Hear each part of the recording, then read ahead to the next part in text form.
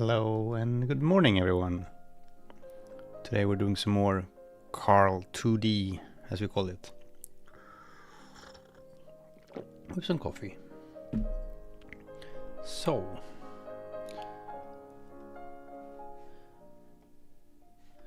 let's see here where we are. So I have done a lot of work on this. Like I think I haven't had a stream for like maybe a week. And yeah, let's see.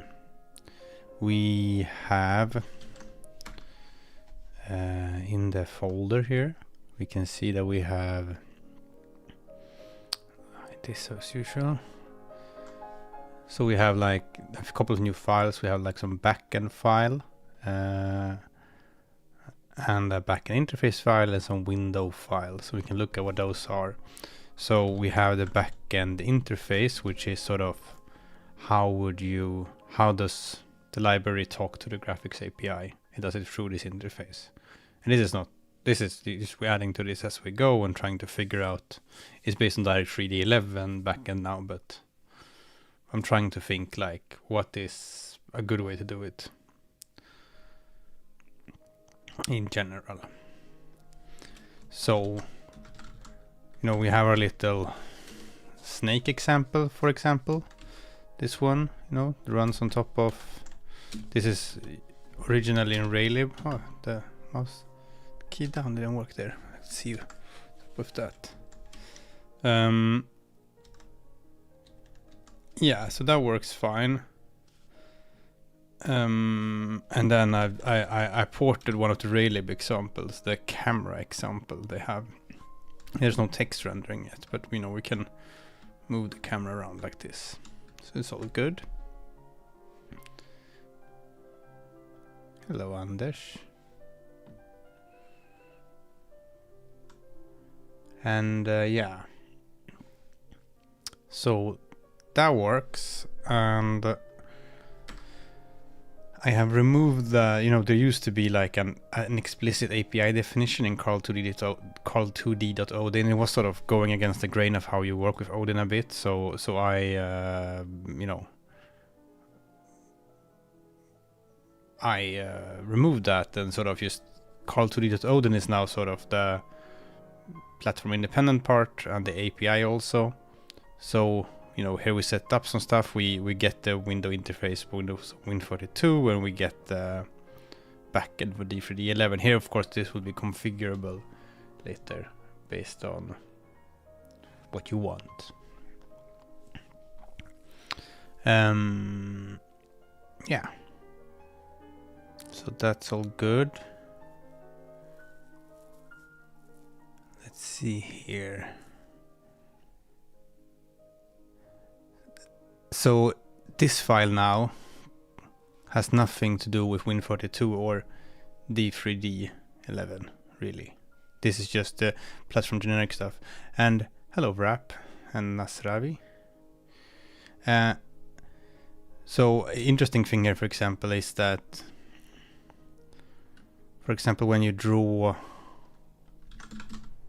a rectangle, it sets the shape drawing texture. This is similar to Raylib. It uses a texture for this so that it can. The reason for that is in the shader, it is able to still just use the same color and just sample. So it will sample white from the shapes drawing texture. So it will just make sure that it picks from there in the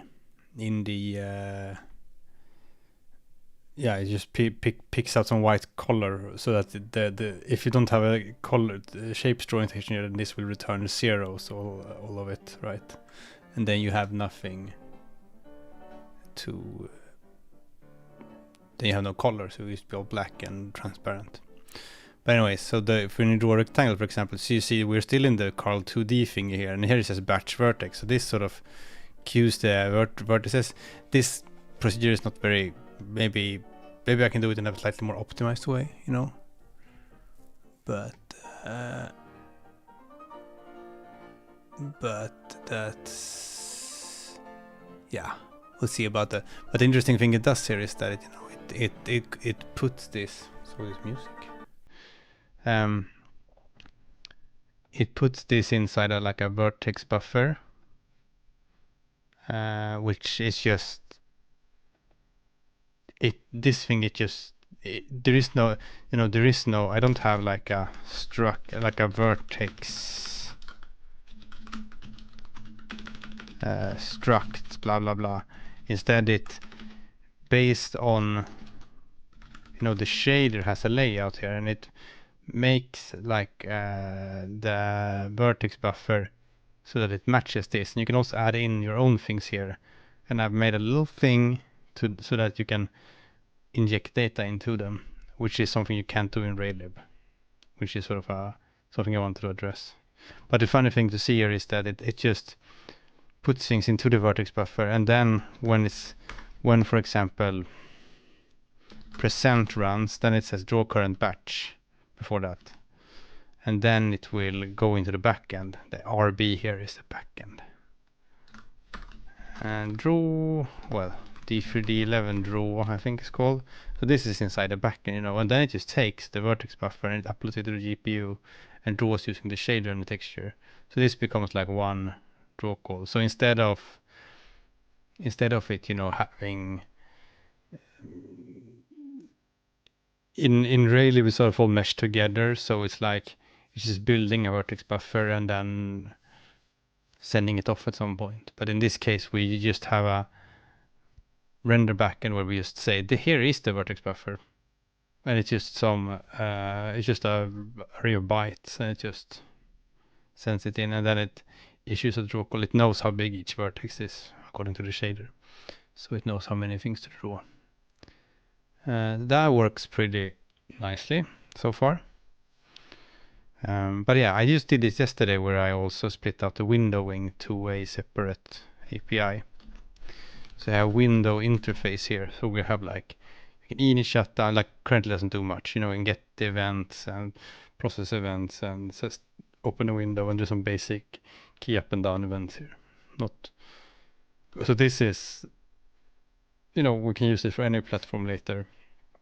We'll have to adapt it as we get, when I add our second or third platform, we'll have to add some things there, but anyways, yeah.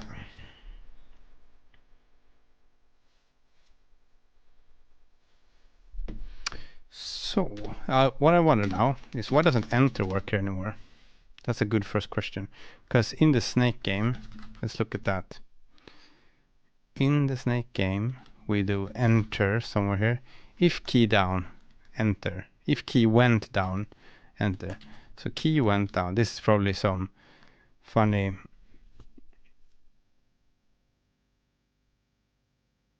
So it does process events. If you look at how it works, what's supposed to happen is that process events clear all the keys presses that happened, and then it processes it tells the window to go through all the events, and then it goes over them, and then it's supposed to key went down, true. Okay, let's go into process events in the Win32 process events here. So we have this thing, right? And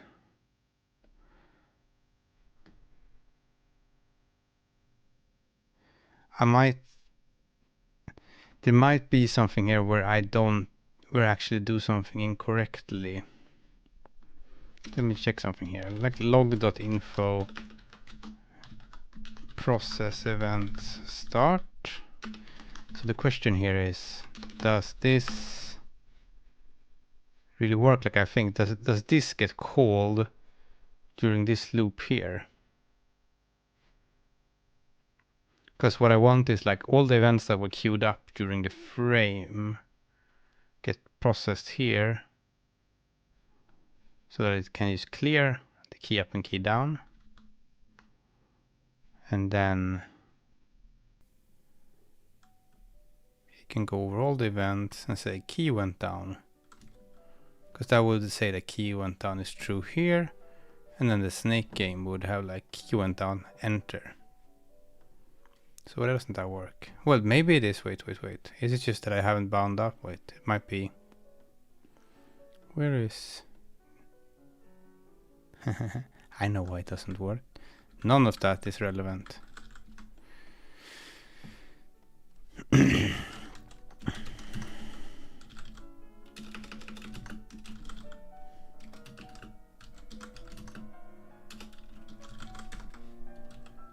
Keyboard key. What's it is called?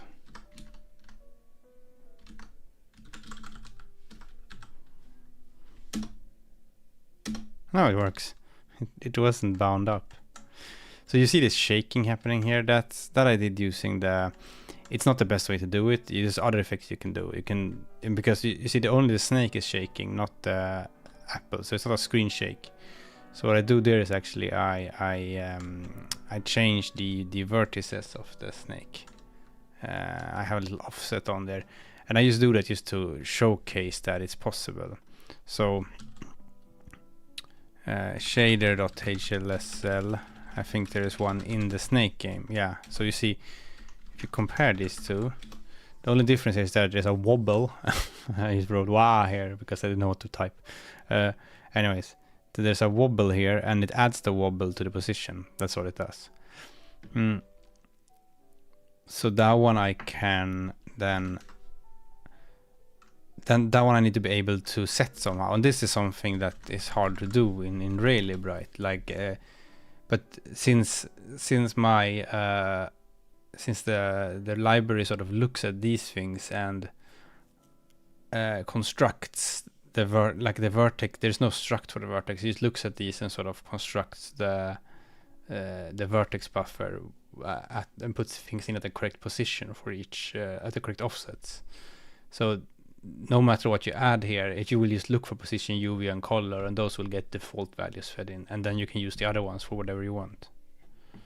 So in this case, I don't know if this is the final syntax or anything, but I can say shader.input overrides 3 here, and 3 is just the fourth thing here. And then I say create vertex input override, and I say it should be a vector 2, and then you see here is the wobble. It just takes time and cost and sin and does things. It just adds a little wobble to it. And it sets that, and then it unsets it. So the way you would do that is that when you want to draw something, you want to inject some extra stuff, then you set some input overrides on there. Then you draw. So this is, for example, we could change this. We could put it here instead, like this. Then the food will wobble when we... Whoa, what happened? Whoa, whoa, whoa, the snake is coming apart.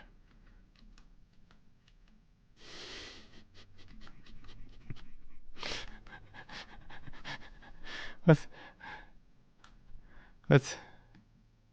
the hell? Wait a minute, that's funny. Why did the snake just...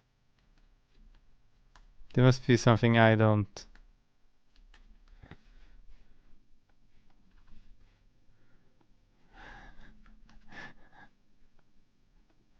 So if I do this then...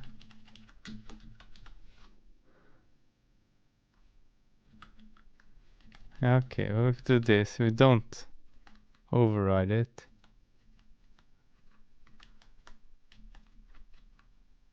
Very strange. Oh, I think I know why. Because there's a bug here. You must do like this: k2 dot batch draw current batch, because no, wait, you shouldn't have to.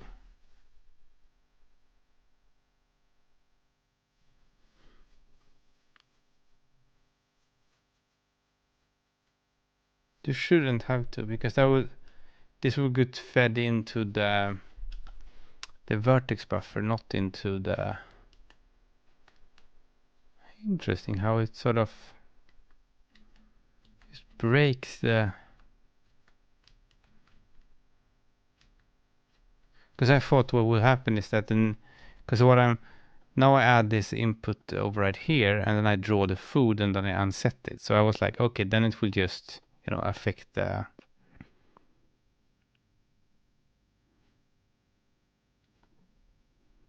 the shader here is the one I load. And here you see, so one thing with these kind of things is that you have a GPU side representation of a vertex.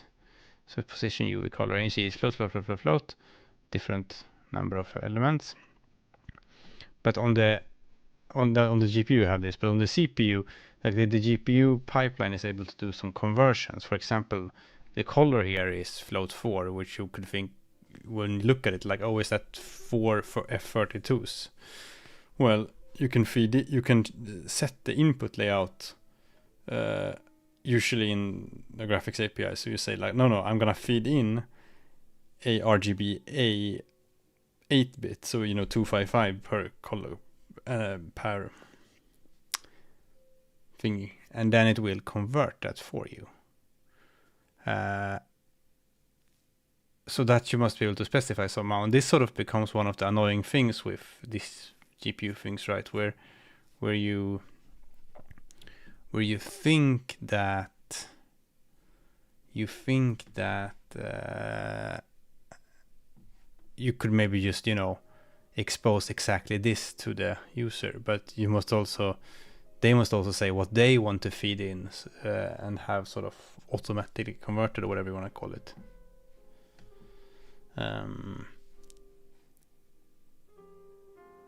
So that's why this thing here is, it's RG32. That means 232-bit floats. These two are the same as in the shader, one could say, but then the color comes in as something else, and then my little wah comes in as, I'm not sure if this is the best way to do it. I must somehow specify when I load the shader these things. We'll see what the best way to do that is. Anyways, why does the offset I put in there?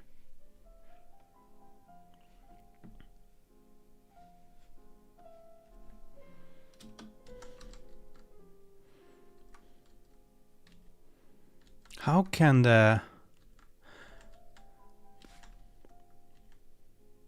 Oh, I think I know why. I know why. No, I don't. Do I? I know why. It doesn't, I know exactly why now.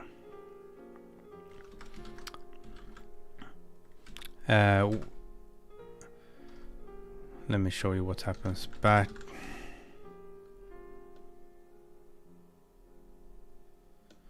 This batch vert.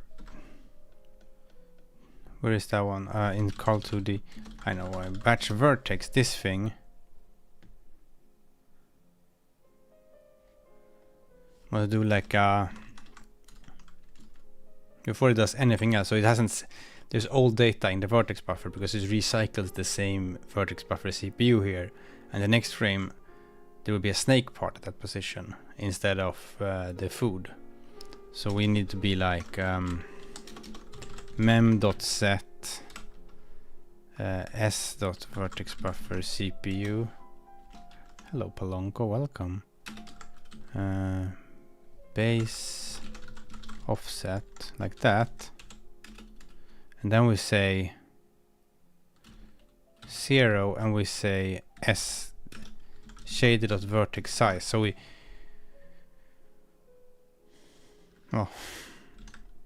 we do that here. So we clear out everything that, like, we clear that vertex with zeros. And now I'm pretty sure if you now it works. So now if you look closely, that one is, we could do something fun there actually. If time since food is less than this, and then we do like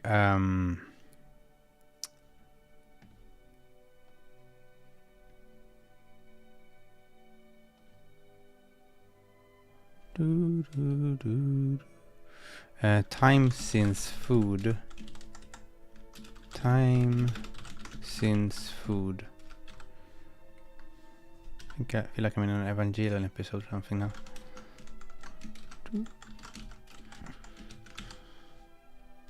This would be weird. I think the food will like... No? Okay, I thought it would be weird.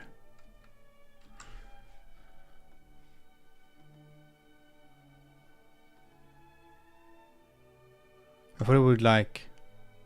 Oh, it's not a multiplier, it's an addition. So if we, for example, changed it this times input.wob... Okay, now there's nothing. I forgot that doesn't work.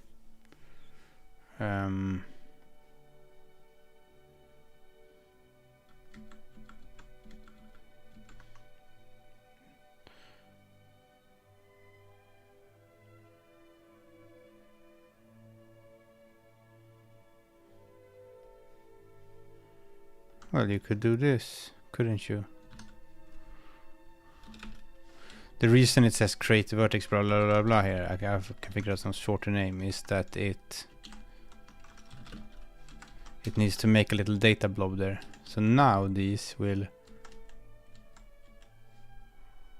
What does it... Oh yeah, I wanted to do times there. Blah. Wow. Wait, why is it? Oh yeah, because it's not unset. Silly me.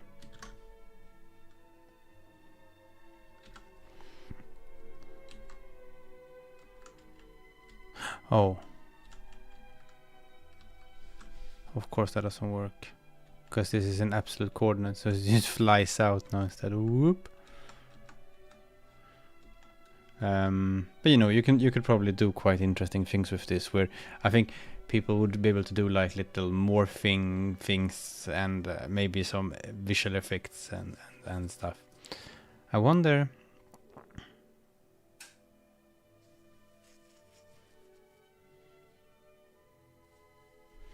Oh well.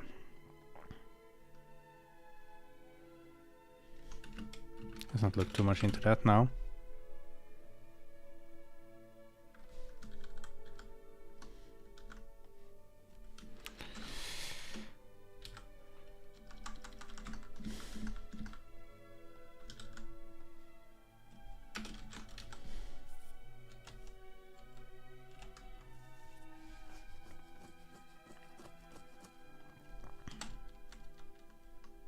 Oh yeah.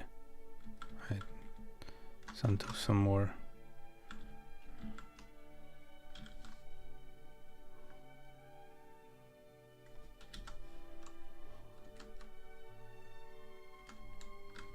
Then we can take this times 4 times 4, so then it will wobble a bit more.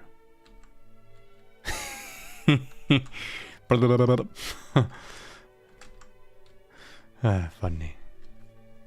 Anyways, so yeah, you can't really do this in Rayleigh. I'm not sure what people can try to come up with a better system for doing this. Like, I need to somehow, the reason it needs to be sort of an override like this is that when you run draw texture, then runs this draw texture ex, and this thing blah blah blah blah runs into batch vertex, and here it, you know, it uses these, it sets the offset, the position and the UV and the color based on where it knows those three things are in the shader.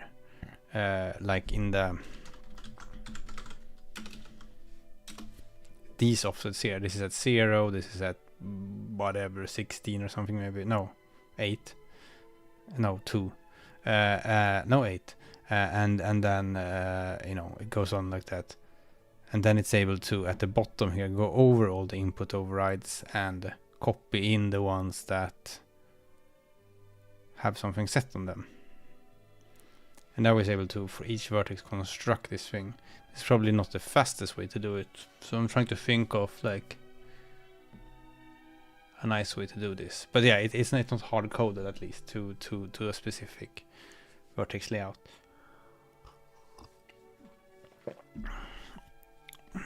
You can even put the wobble like here if you want. It doesn't matter. Well, it doesn't matter, he says, and then it really mattered. Was that like an alignment thing? Was it? No. Interesting that it...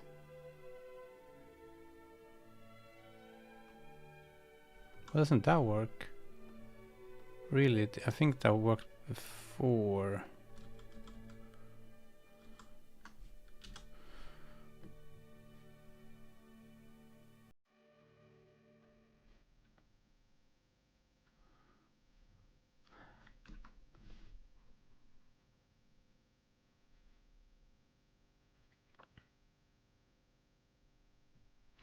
Maybe.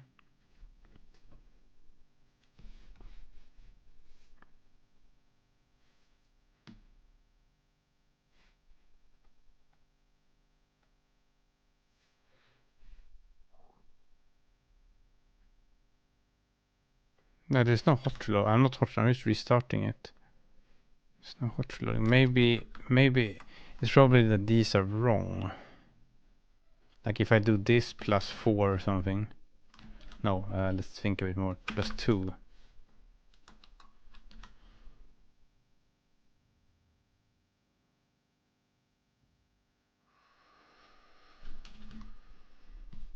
No, I know why.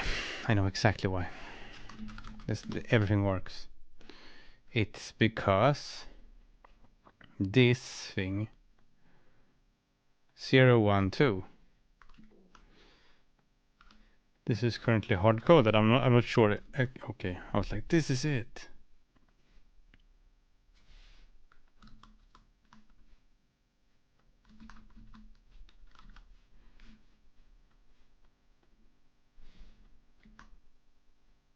I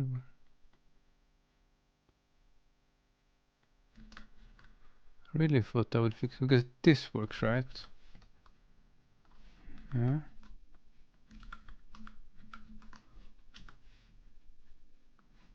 If put it here and put 1 instead.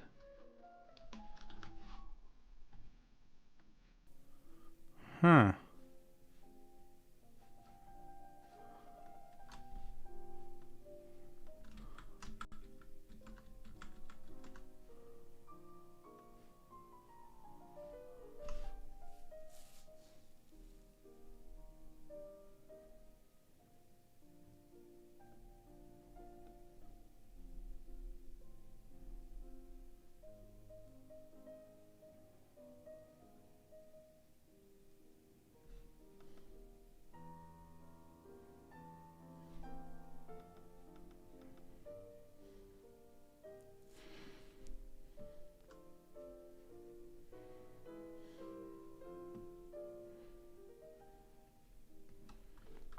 What does it do when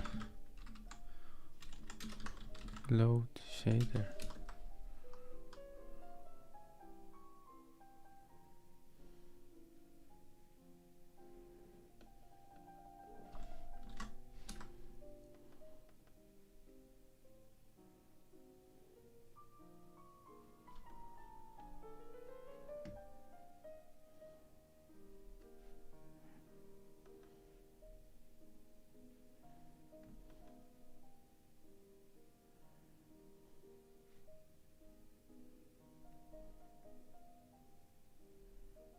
Is there a bug here? No, I know why. It's again. Okay, yeah. We'll see exactly how to do this things best, because see, it doesn't matter if I put it here. Okay, so now it should be 2 here, but I did mention something at the start, right? Up here, you look at, okay, the second one or the third one, like that. I don't know how it's maybe I don't know how to best do these things, because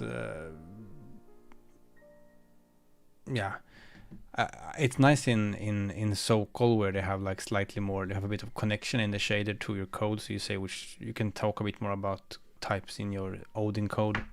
Here it's a bit disconnected, but I don't want to make it too complicated. Maybe that's fine that it's like that you must match it up nicely.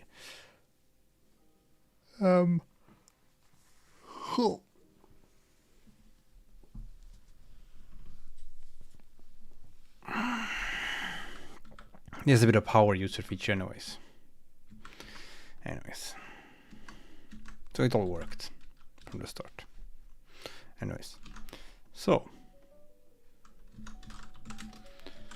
let me see here.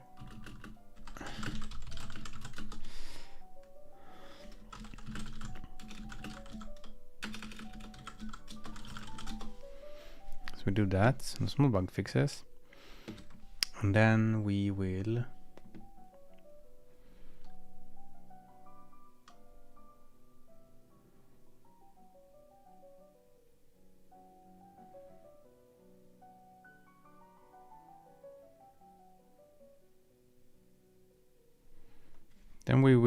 look at adding some more features, like I promised in the start. So what we'll do is we'll take another sample. Like, of course, there are some, like if you look at this thing here, this is missing. There's supposed to be a line. Like, if you have seen this example on the, I can show you it. Raylib camera to the sample. Let me find it for you. This is how it looks. So you see, they have text here, and then they have this cross.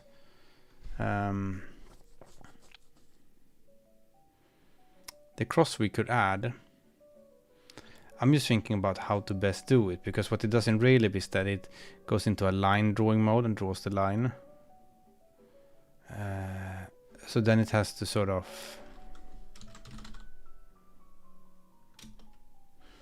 then you would have to record on each, you would have to record that, oh, I want to go into line drawing mode now. I think if you look at draw line in Raylib like this, then you see that it says RL begin lines, and what it does here is that it I think if it changes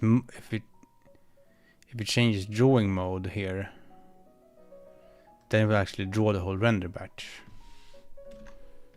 So essentially, drawing a line instead of a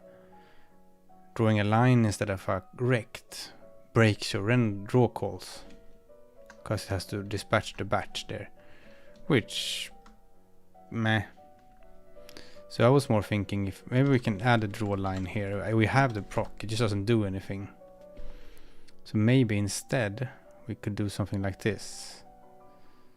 We could draw a rectangle, because also there's a thickness here, right? If you look in what Raylib does is for the one that's like drawline EX, where it has a thickness, then it draws a triangle strip with these four corners, which is in a sense means that it will draw two triangles. So it will draw like a thick little,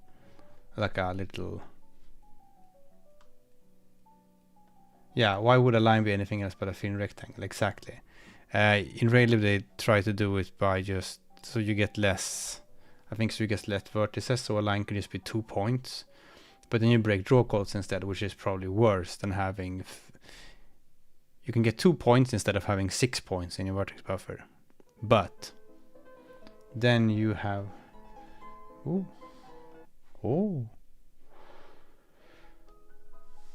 but then you have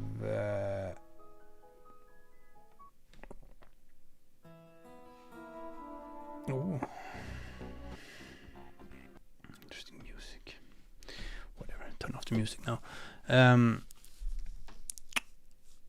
But then you can have two triangles instead. But then you have more vertices. But yeah, I don't know if it's worth to break your draw calls by having more vertices. I don't think so. Probably not. So let's try to draw a little rectangle here. I'll first do it in the most silly way I can think of. Top left is a rectangle, and we say start, because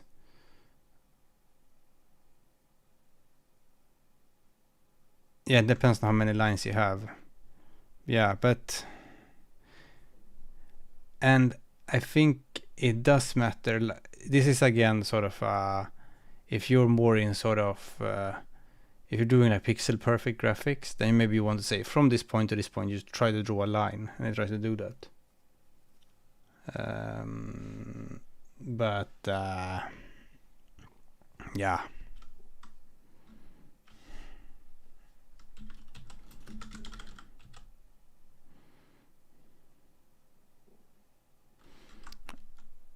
No, this should be like a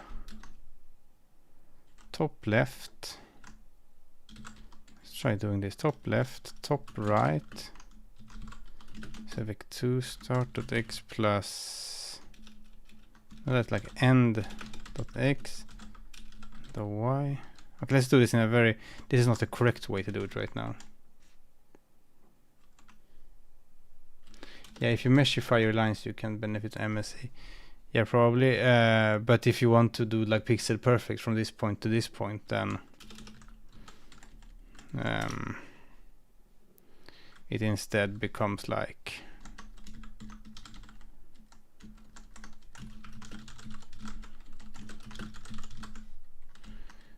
what am I doing?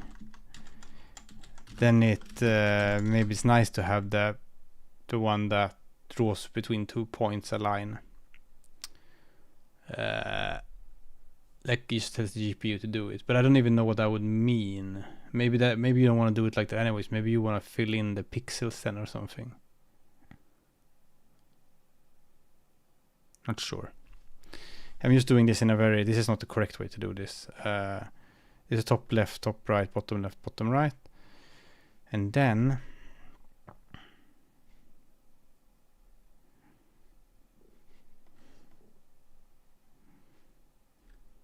do a rectangle out of this, where we say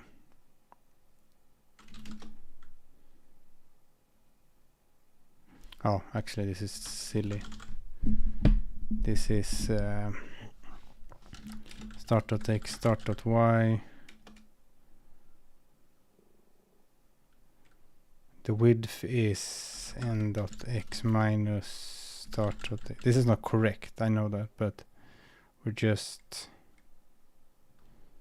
see if we can put it on the screen, and then I will write the correct one after that. Draw rect draw rect r color, like that. Try doing that.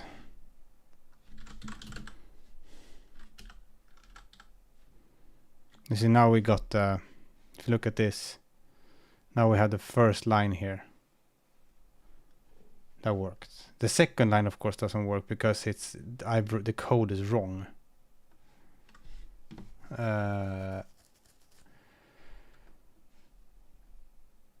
Because we must figure out some way to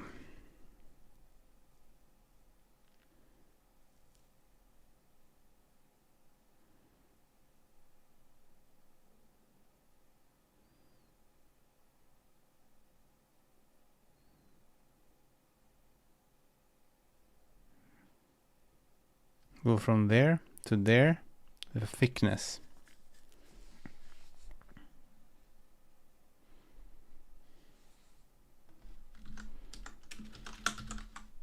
It's almost like it should be like this, and then I rotate it or something, right? But maybe that's a super, wait, what am I, yes, no, this should not be, this should be not times 0.5, it should be like that. Then the second one, maybe I rotate. But that's a weird way to do it. But I can't just draw.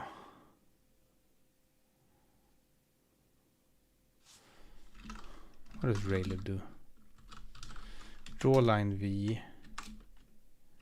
Yeah, so this is why the lines mode is easy, because you can just draw between two lines, right? Between 2 points. You don't have to say like with something about a rotation or anything.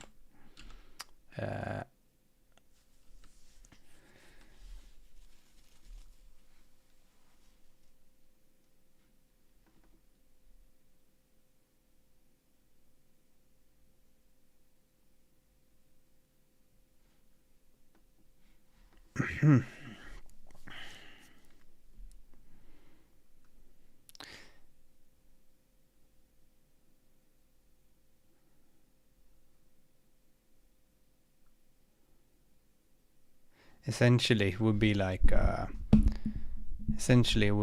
a line with the origin between these 2 points. And you rotate. Yeah, it's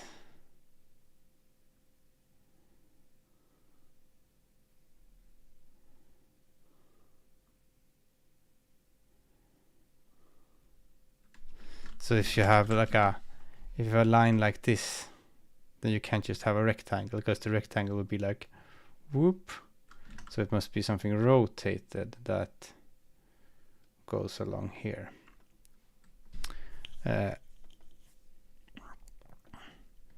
Maybe first, let's do this in the correct way. Let's do a draw rect EX first, or something, whatever you want to call it. That has a rotation on it. So we'll do like this. Draw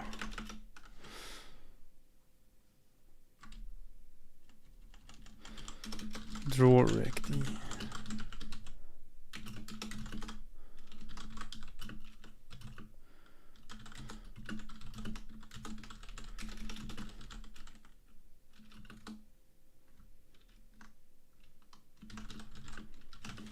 Like that, right? And then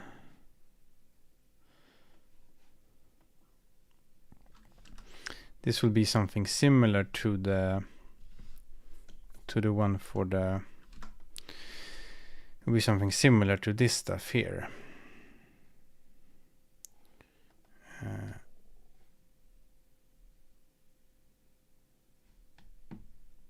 It's actually almost exactly the same thing. Oh yeah, you need the origin as well. Otherwise you don't know what to rotate around. Let me take this code. Draw rect EX.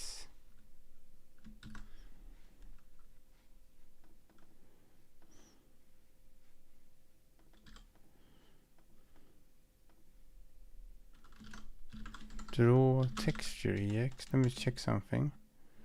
Is the origin before the rotation? It is. Well, that makes sense. It's sort of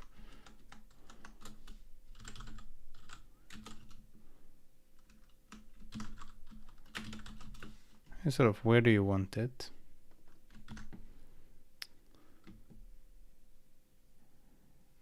And this here, it should not be like this. It should be shape drawing texture there. So we break the draw call if you have the wrong texture, which is the shape drawing texture. This is, like I said, this is the reason you use a texture like that is just because so that you can use the same shader that just has the same texture sampling. Like there's no if statement in the shader or anything, because shaders are much more efficient if you don't have an if statement or anything in there, because then they can in parallel just run many of them executing the exact same instruction. If it's a branch, suddenly the GPU will go like haha.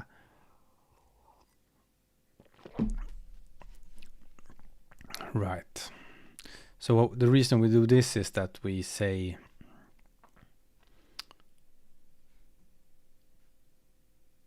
we get 4 corners here. How does this work? TS.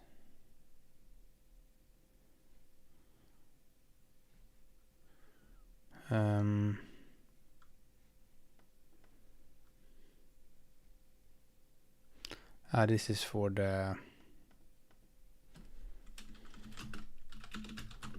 the texture coordinates. Texture coordinates is the second one here. 0, comma, no, 1, comma, 0.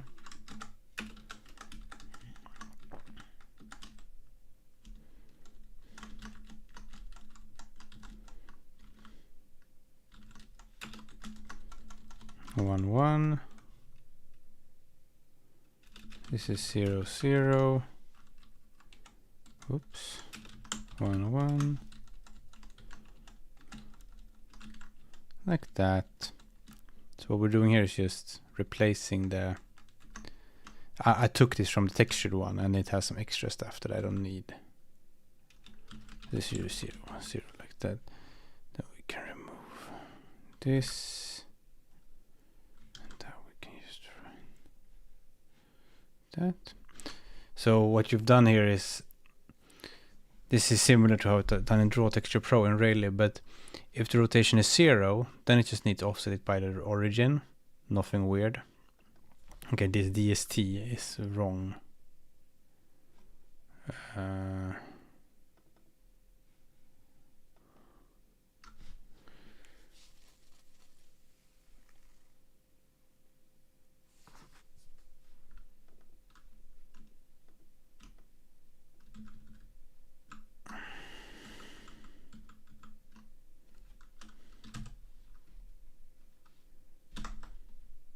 Like that.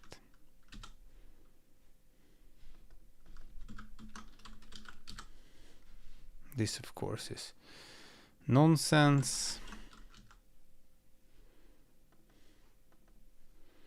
So, what we have now is that we can draw a rotating rectangle, which if we, for example, go to the snake example, or we have a minimal example here, which looks like this. We can open minimal.odin here, and we can say k2.draw rect ex, and then we can say at 10 40 40, that's the position, we want a 100 pixels and 5 pixels high rect that has origin, no origin right now, no rotation right now, and it's black. Oh, no, it's orange. You see, I'm so used to Rayleigh that I used like, okay, doesn't show up. Well, let's just try the normal one first to see if it works correctly. Does not. What did I do wrong?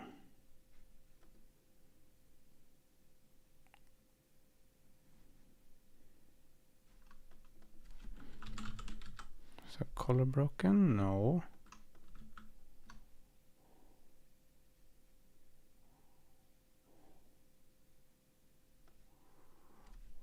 Zero, 0.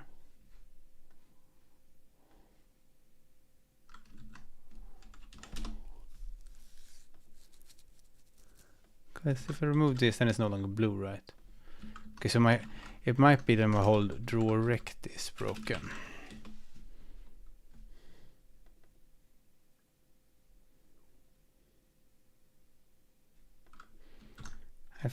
Maybe the shape drawing texture is broken.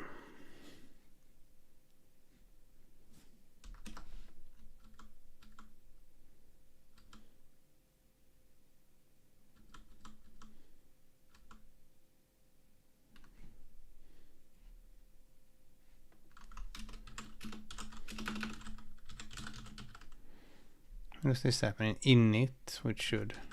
This is inside the init of the back end. Well, okay. Minimal. This is a thing, right? I tried to use the core log stuff in the library, but that means that none of the... None of the...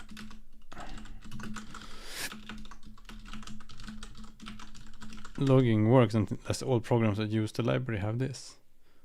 So it did manage to make the shapes drawing texture.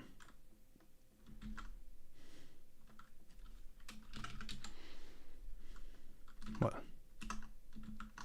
that can be there still, but why doesn't it draw my rectangle? Am I?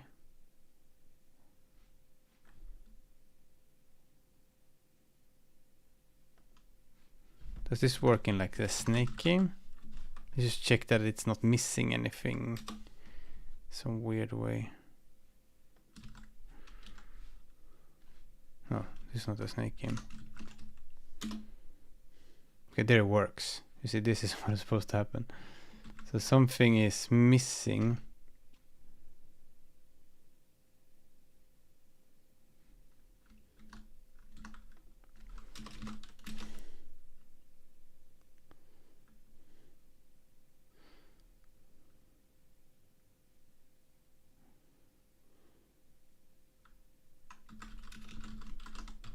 I'm just gonna do this also.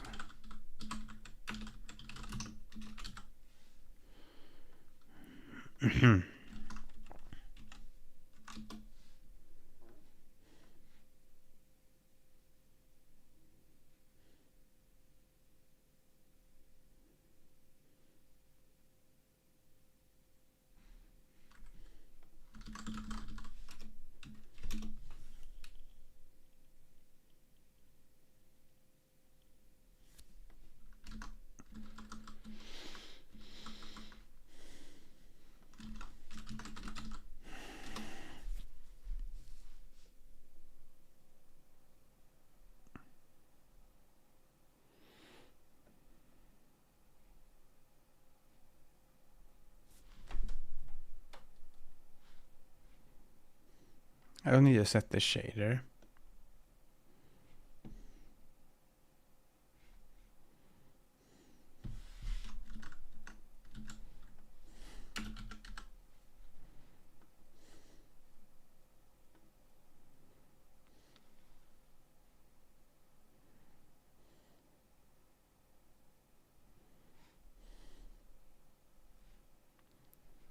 Let me try setting a camera maybe.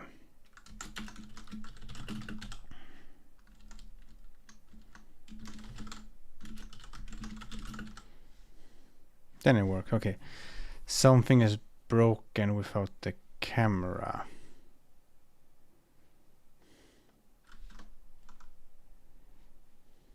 Let's see why. Set cameras as the projection matrix.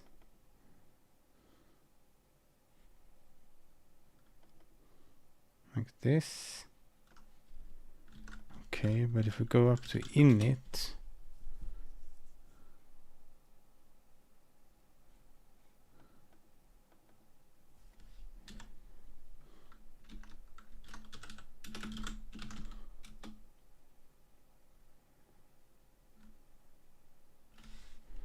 is it that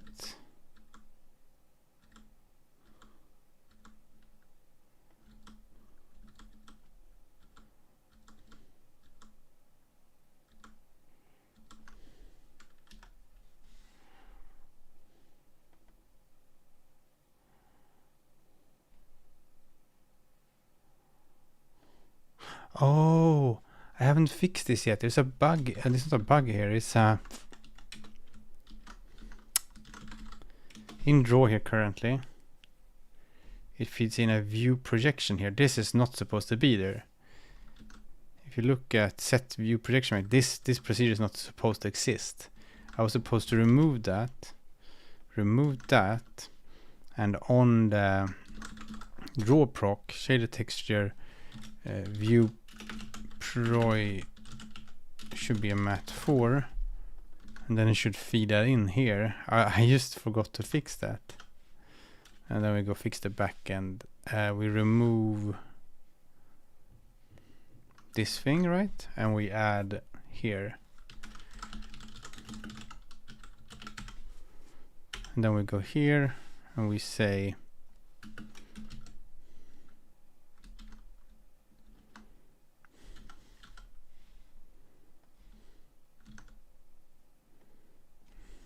move that. And up here we just say this. Like that.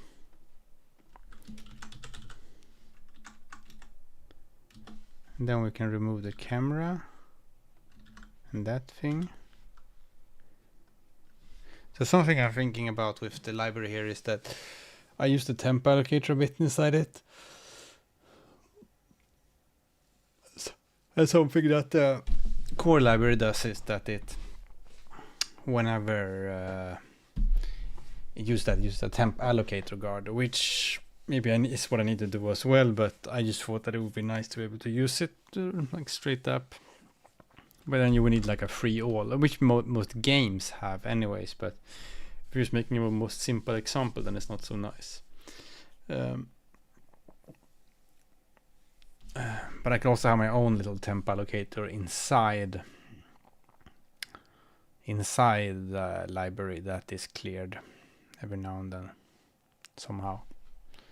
We'll see. Okay, I was writing this procedure here, right? This should work still. What is...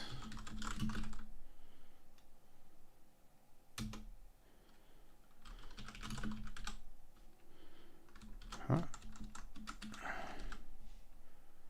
Here you go. Put like 40, 40, 100, and you can put it at like 300, 200.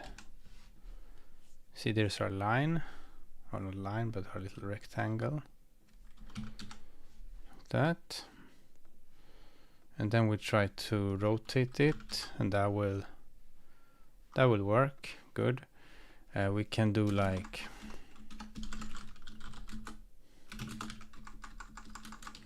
import core time. Start time is time.now, and t is time.since start time duration seconds. We cast that to an F32. And then we can use that here to rotate faster.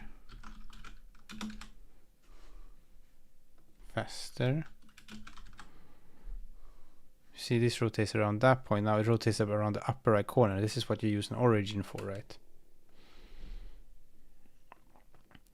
Then the origin would be 150, 100 because, no, what am I saying? Be 110 because it's the halfway point of these. Now it would rotate around the middle. Right. That's good. So there you have I mean, if you think of a line as 1 pixel, wait, like this, 1 pixel thick,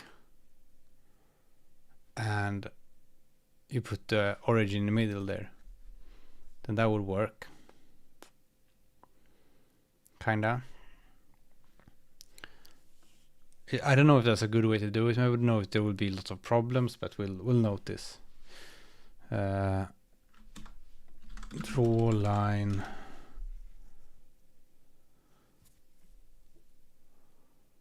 So now the nice thing about the reason I did this was just that now I have all these things, right? So now I can be like, okay, take a rectangle, start, go.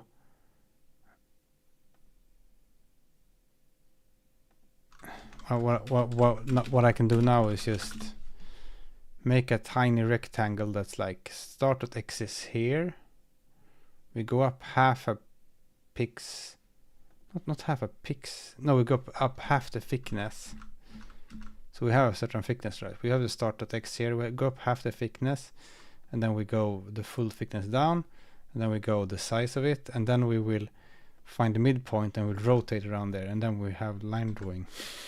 It's essentially what we did there, but not manually. Draw rect x. So the position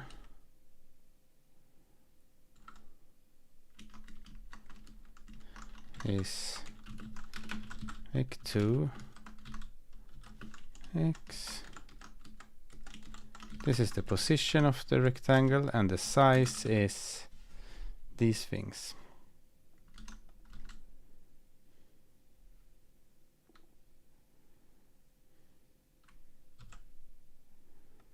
Right.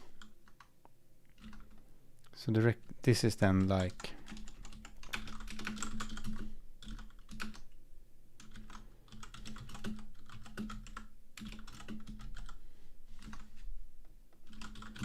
and then the origin is s times 0.5 and the rotation is, oh, then you need to do a little, I see now, you need to do a little mathy there.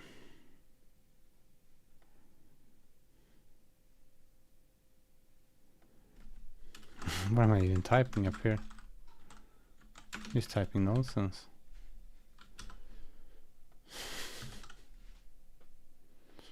So if we in minimal here instead now said okay to the draw line from 100 to 200 100 1k2 dot white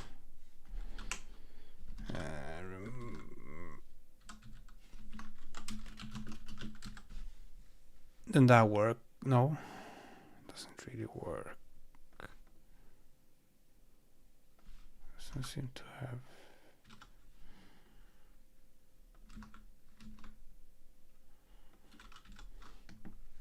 Why are you drawing it down there?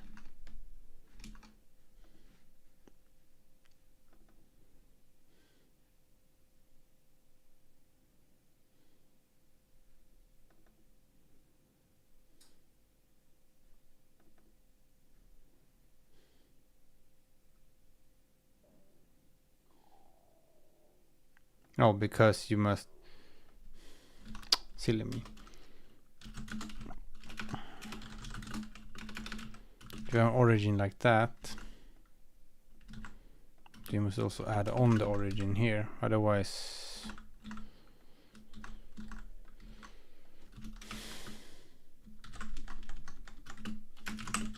because otherwise it gets offset by it. There you go.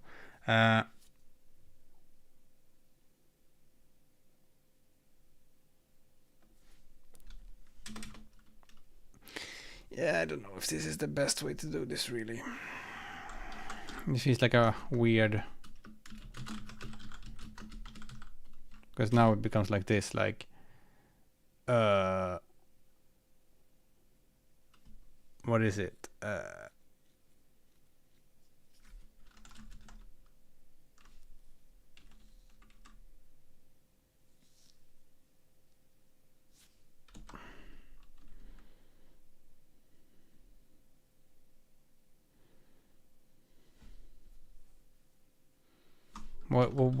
What is I need? I need go from here to here. You have like a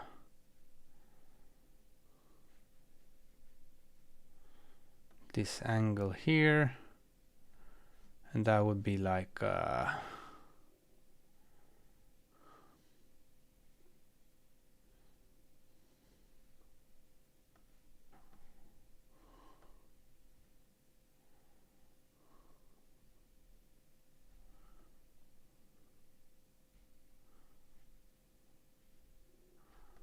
I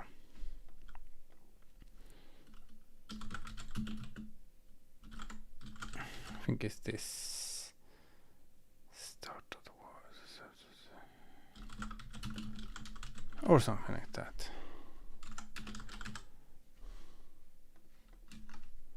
So now if we put,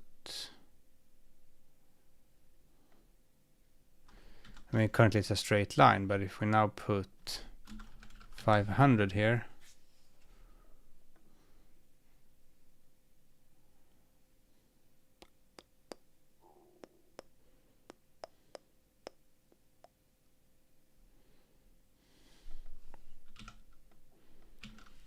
I guess a good test is this.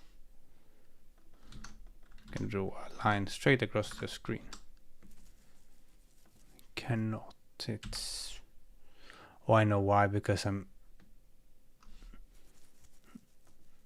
this is also a thing, right? Should library use radians or degrees for things?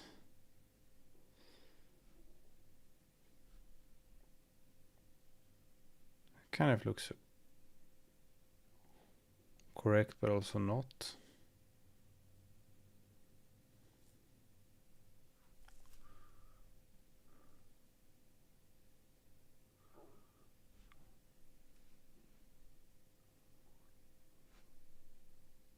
I mean, I suppose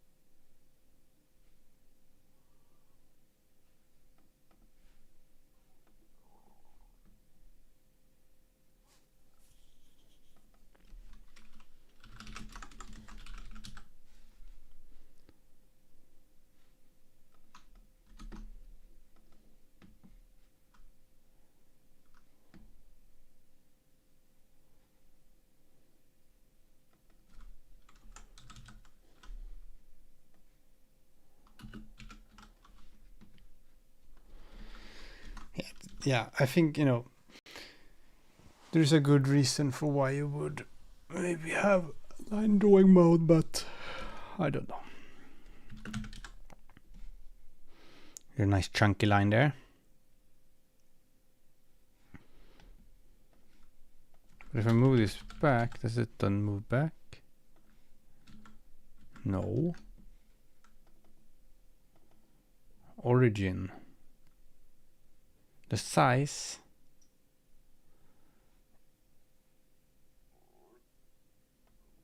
Well, this is not necessarily true. You need to be like, it's the absolute value of this, but that doesn't matter here.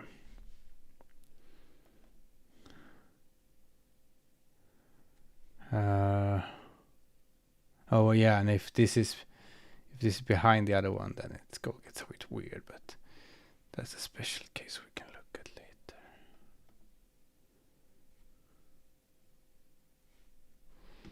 Some music on here. Let's put on some musics. Get demonetized.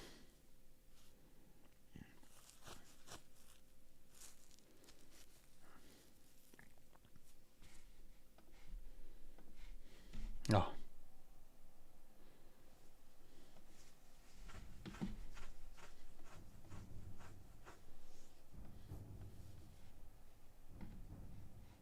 Demonetization hype. I don't.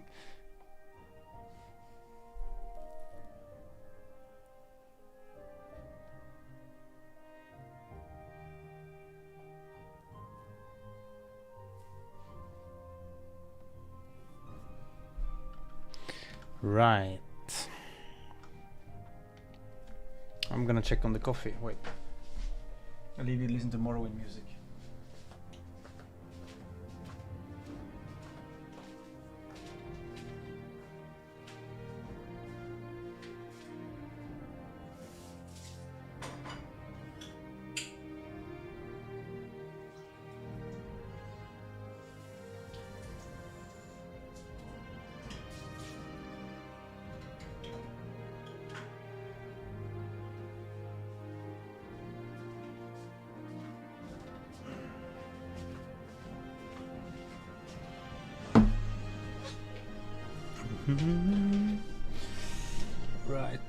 Right. Let's see. Put on some brightness on the screen. I need like a cloth to clear my screen. So I've got all kind of. You see, there's there's sunshine coming in and then it gets on your screen and you can't see shit.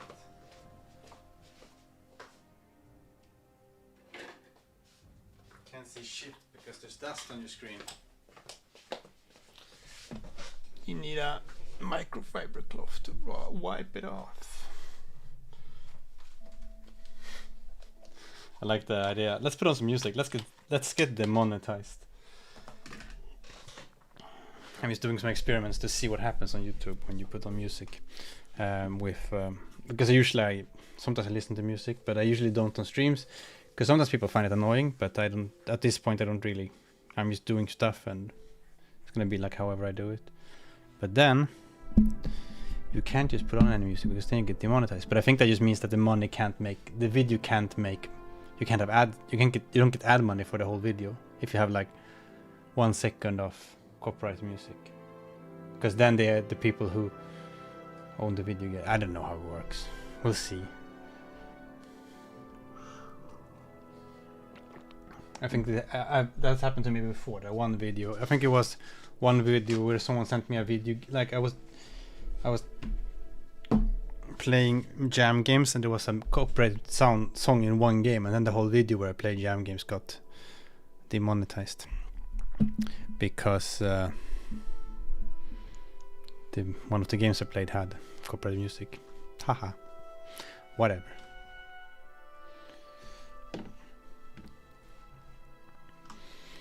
Right. What does it look like that? Is this the most stupid way to do this ever? I don't know. But we want to start up here in this corner and go to...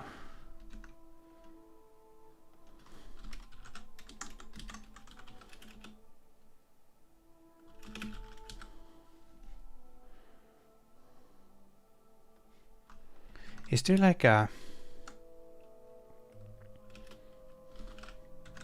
Yeah, copyright issues is it.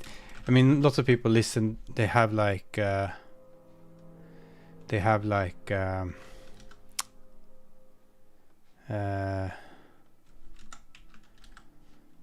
special royalty-free music they listen to, and it's the most boring music ever. Why is it like this? I'm just playing around now with some numbers, just trying to see why.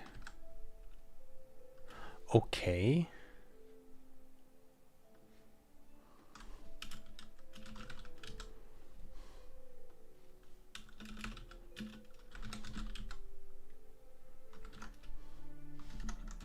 Why is it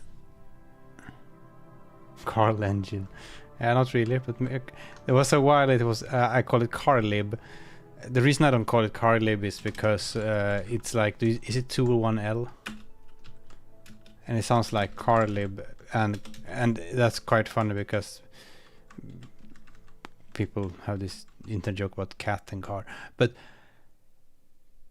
also, I don't like putting lib in the name because it's like you make Photoshop and then you call it image program. You put program in the name of your program. I'm making program. Hi, I'm programmer. Okay, I was just curious why this got such a weird offset, but it must be something with 720. If we do this then, if we go straight, does it then work? Yes, now it's down there. Okay, good. We put this at half. It goes up. It rotates around the wrong point, it looks like. karl2d implies that it will be a karl3d. Well, does it? Maybe I just don't like 3D, so I will not entertain it. I think Raylib, for example, I love Raylib, but the Raylib 3D stuff is the Raylib 2D stuff is useful. You can actually make production games in it. But Raylib in general is also, for learning game development. It was created for that reason. And with the Raylib 2D stuff, you can create stuff like nice games, but the Rayleigh 3D stuff, it sort of becomes obvious that it's more for learning.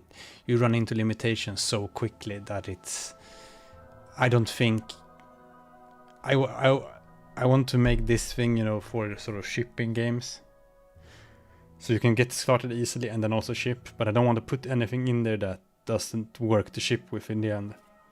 Like, if you want to ship with Rayleigh 3D, you will probably have to modify Rayleigh 3D a lot. With Rayleigh 2D, you can, you know, ship something almost without changing it, unless you have special needs. So, but I don't think you should mix them. If you want to have a simple API like this, where it just like constructs vertex buffers for you, it breaks down a bit in 3D, because then you need to think about much more about like, oh, do I need to kind of instancing, or like, yeah, it gets a whole lot more complicated.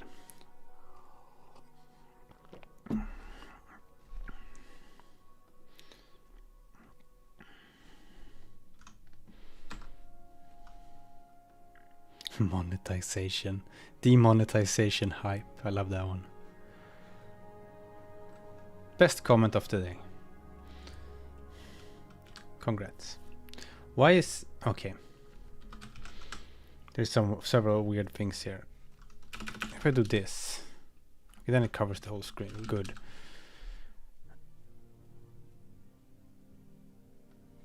Okay. But if I...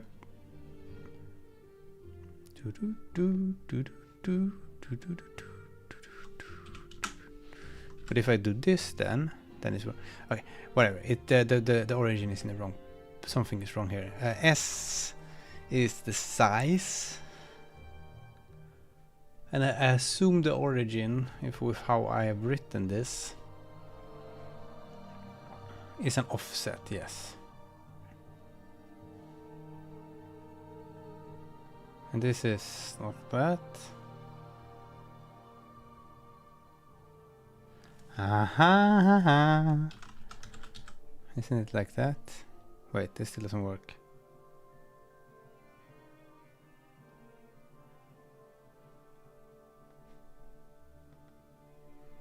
No. Wait, no, the origin is correct. It is... Blah. The size... S is size. It's the... But... It's the size is from here to here, and then a thickness, right?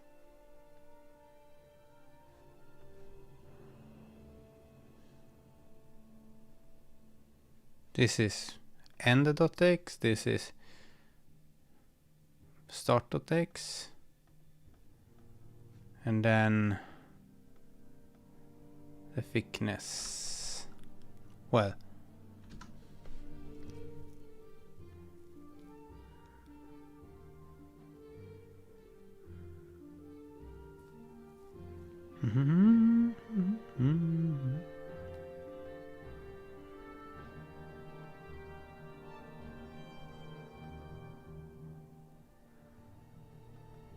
origin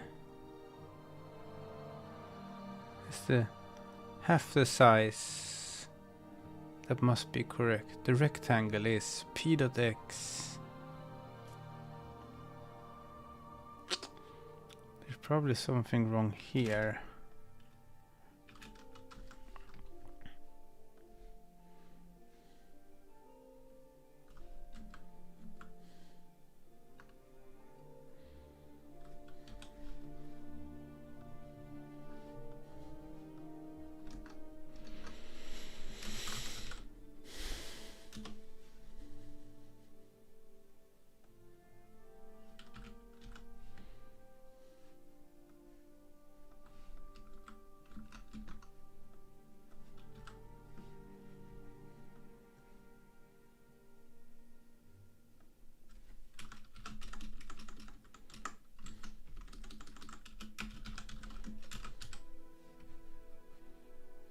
Oh, doesn't go anywhere.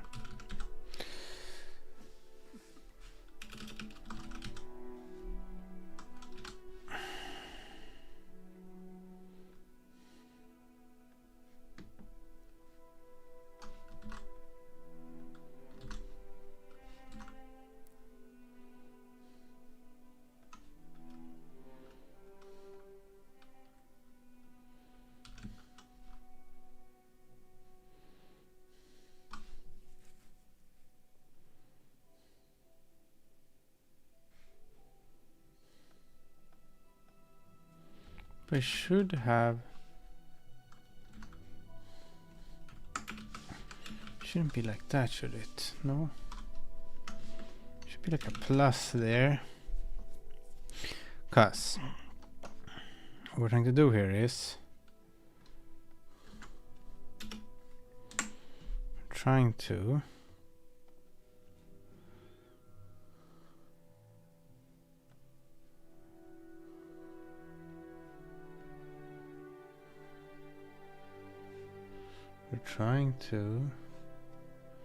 go here. We have a rectangle like this, and the size is, the origin is the size divided by half, which is this point. We use that as origin.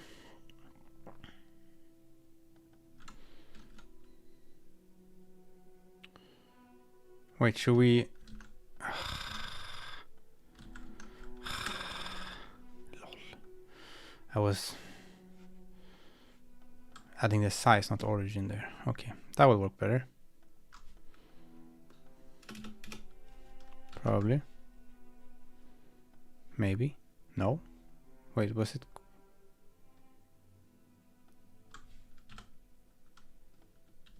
Oh. The errors I'm making right now is bizarre. Okay.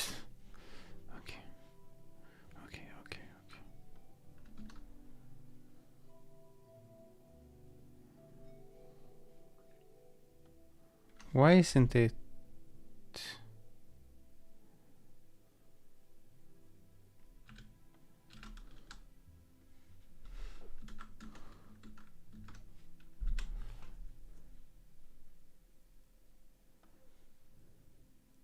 Okay, this might be a high DPI thing.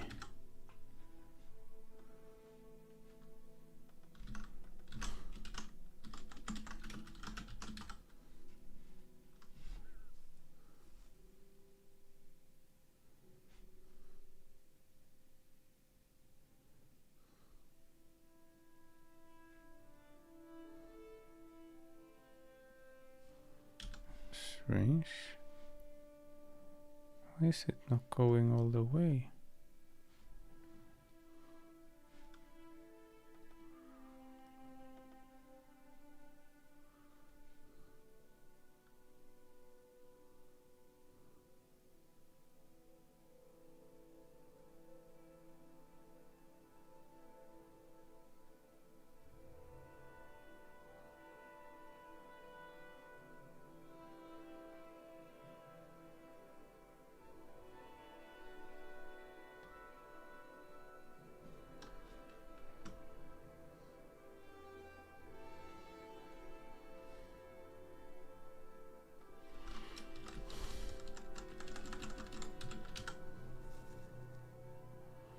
%50 scaling.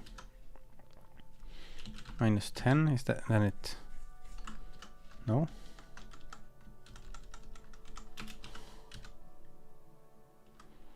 Maybe.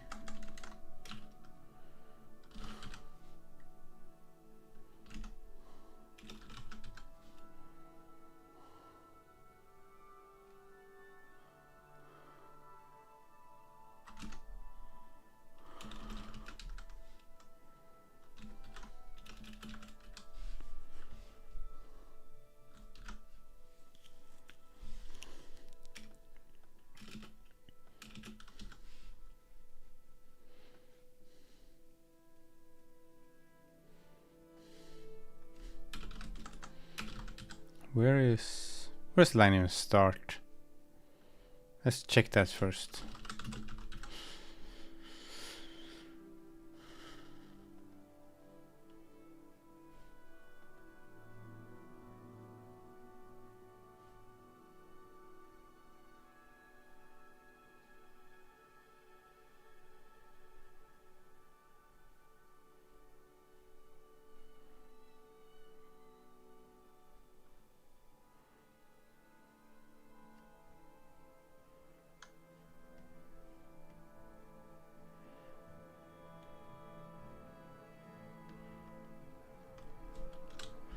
Where does the line even start?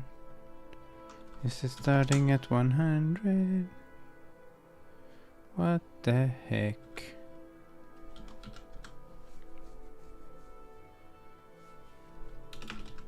30,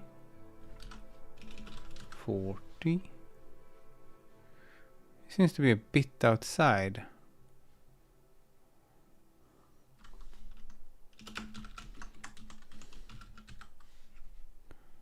Right.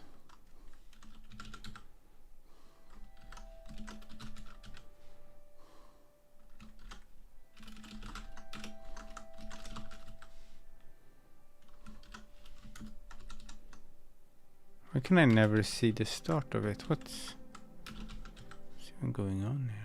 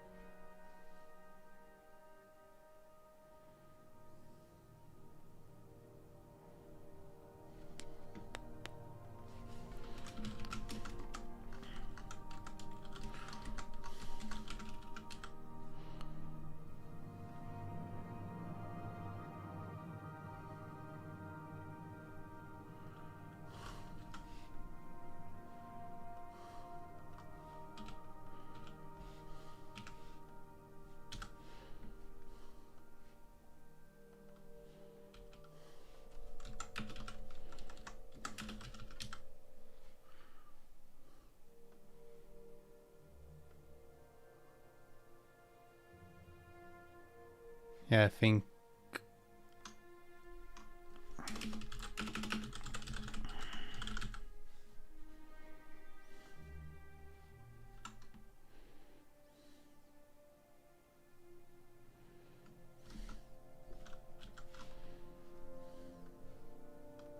like, wouldn't this work?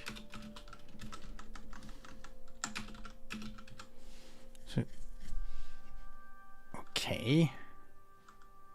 That's wrong.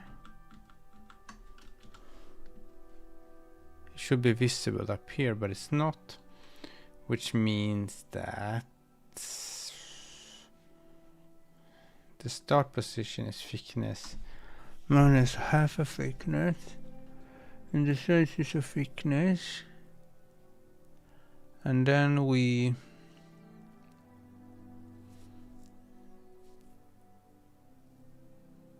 maybe this is a bit weird here.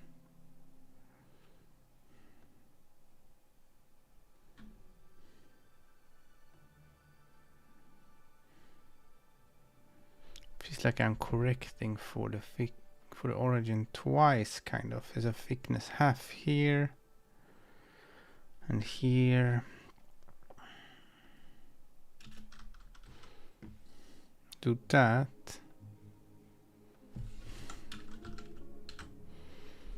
Then it sits nicely around there.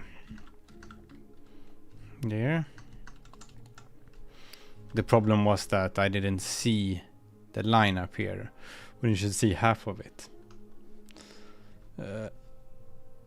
And now if I put 400 here, then it goes down correctly. If I now put 720 here, then it goes to there. And if I put 100 here, still wrong.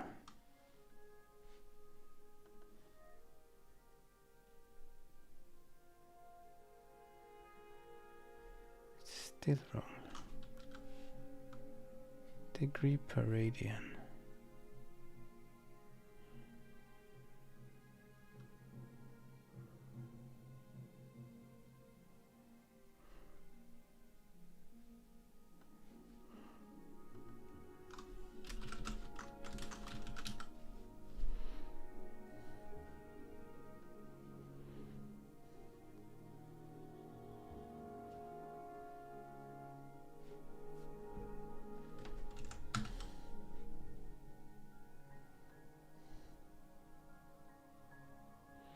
Let's check the math here. So A10. So we have the start position and the end position. And we A10 is opposite, is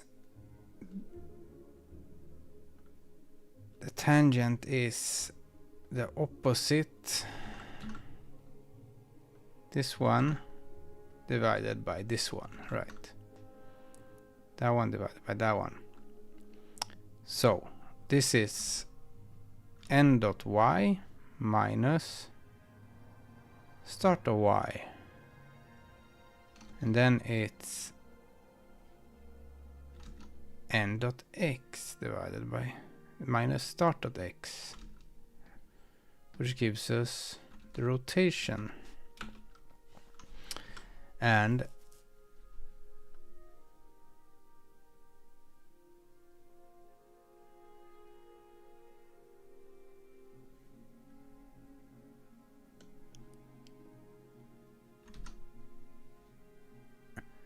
in this case we kind of want a positive rotation. What happens if I put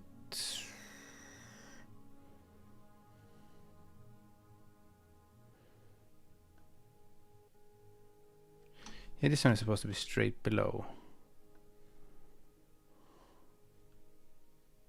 Still the same x, but you went down just. It didn't go like sideways also. So it goes like that. This doesn't.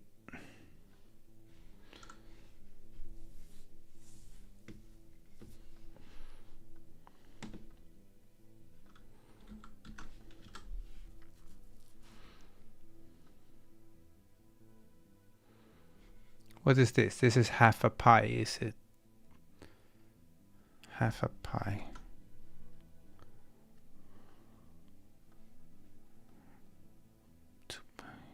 That's 90 degree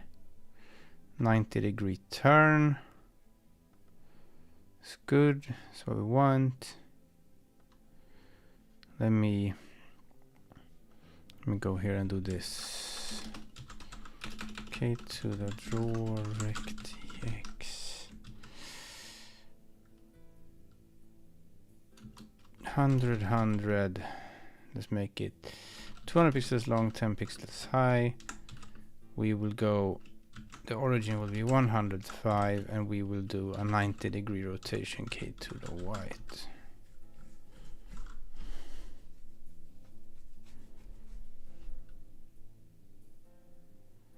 Yeah, that's wrong.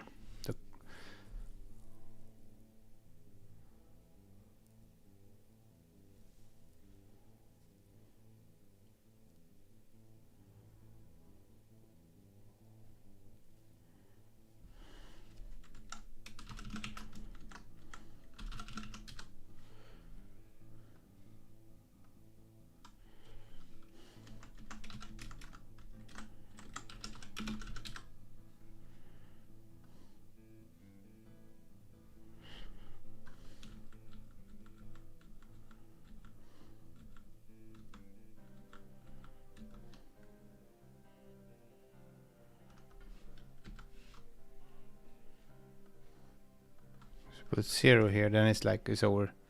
Wait. What the?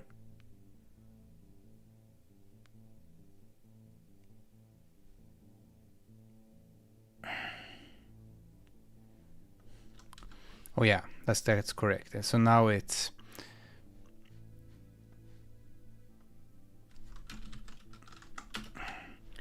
I draw it over here, but if I say that origin is here, then of course we will draw it. If I say that the origin is here, that means that if I say that origin is halfway through, that means that this halfway point here will end up here. That's what it means. So that would be like that. That's correct. And then it rotates 90 degrees around that. That's also correct. 45 degrees. Correct. So that stuff all works correct.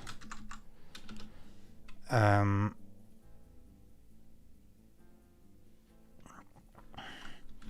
let's have a look at this again now with that cleared up. So here we have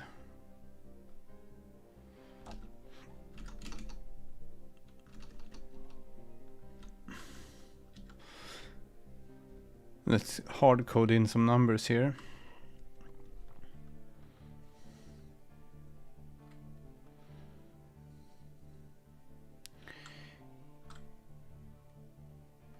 Here we have a line that starts at 100, and it goes, you go to 100, 200, which means that it goes straight down. Right. So we make a line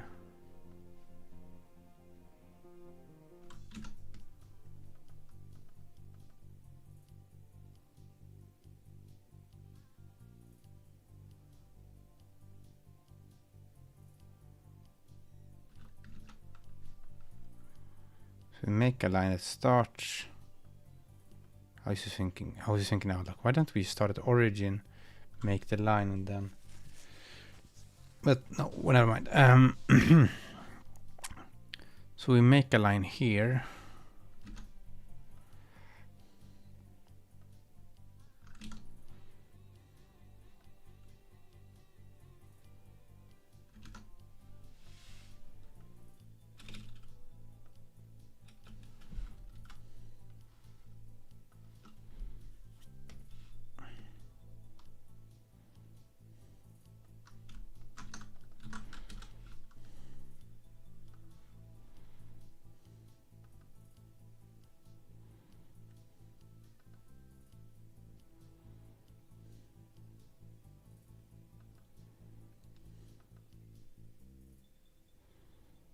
In this case, end.x.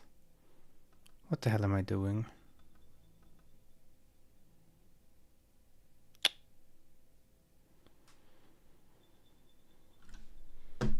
Makes absolutely no sense. Makes absolutely no sense.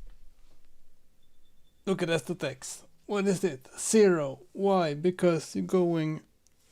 Of course that doesn't work. Of course that doesn't work.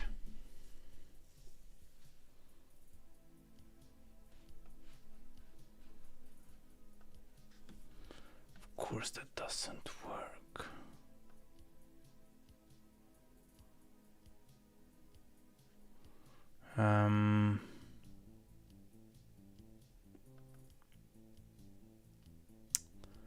So what are you supposed to do?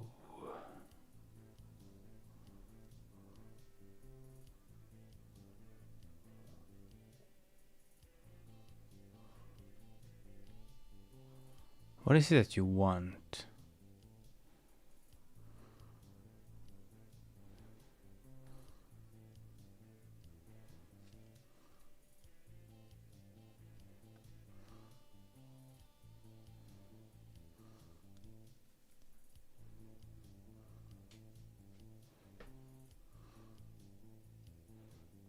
It's a funny thing to get stuck on for a long time.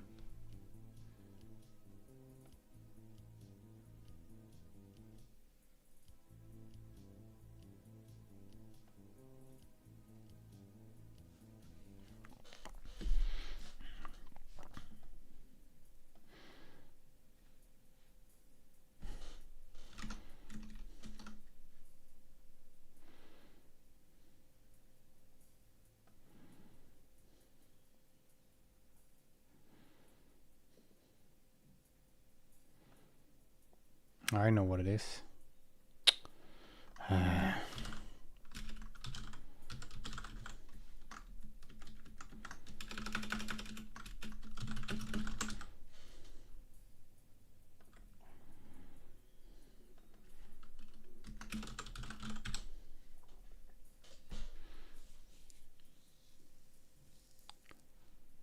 There's a line. So you know what I wanted was maybe a line that is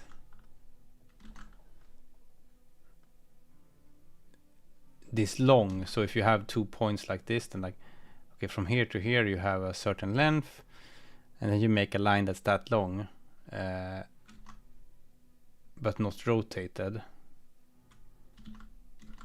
So it's like this. It's a bit longer than here, and then you. Yeah, this is a very silly way to do this. Well, I'll probably regret all of this, but we'll see.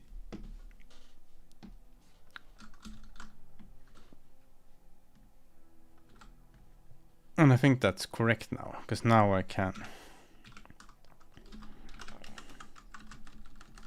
But this maybe there might be a. Well, it still doesn't work.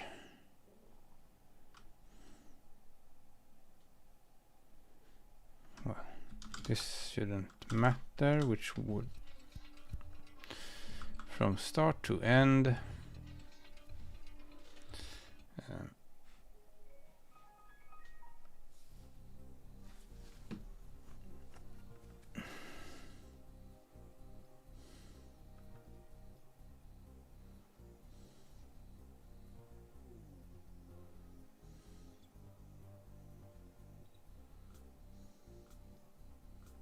But yeah, I did have a little origin.x because using an origin usually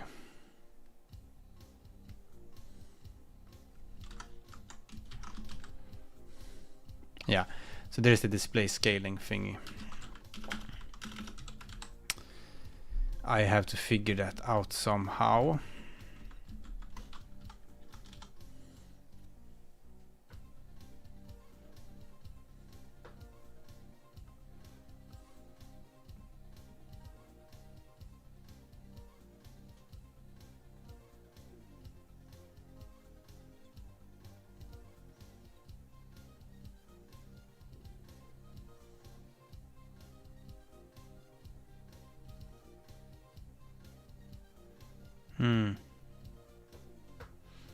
Have to figure it out somehow.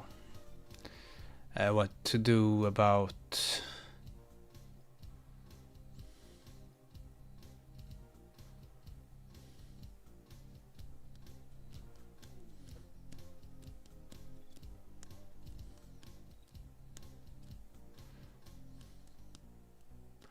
the thing about display scaling is that it's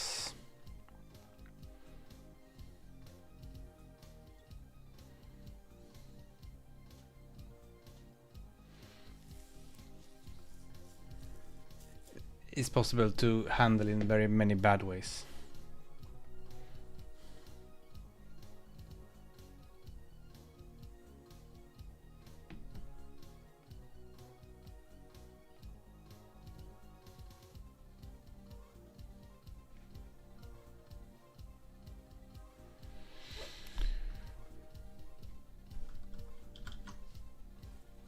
But it is 2 here is because there's 200% display scaling on the screen. And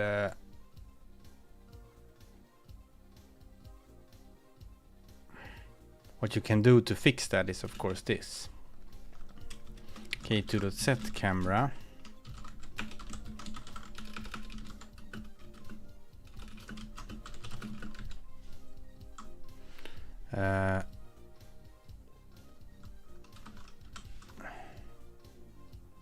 I think that's correct.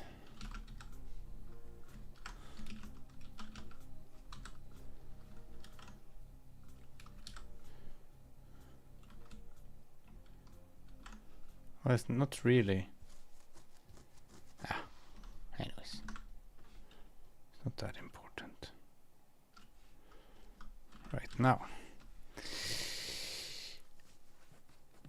So what I wanted to do here was to take this thing. Okay, let's take that, take a point in the middle, and then we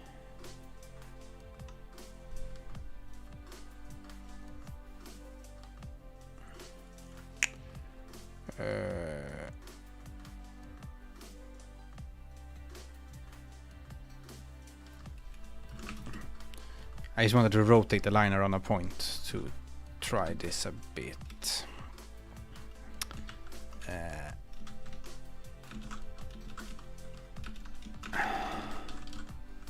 Math.cost_t math.sin_t times 100 math import core math, and then it's rotating down here for some reason.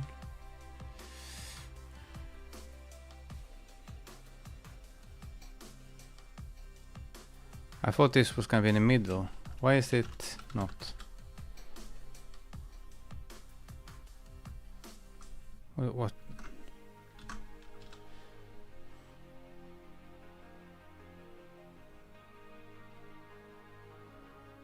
Oh well.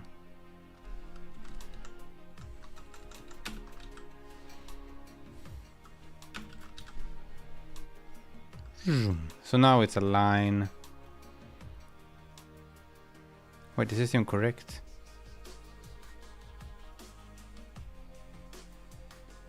Do you plan to use SIMD operations, or should that be a user concern? Well, if it makes sense somewhere to do for making the rendering more efficient, but there's probably maybe one or two places where it would make sense. But what are we trying to do here? I was thinking that it should be like a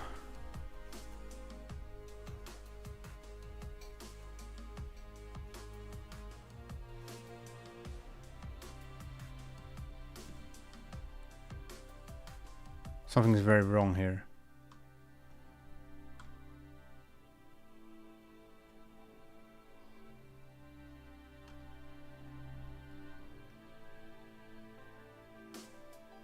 Something is wrong.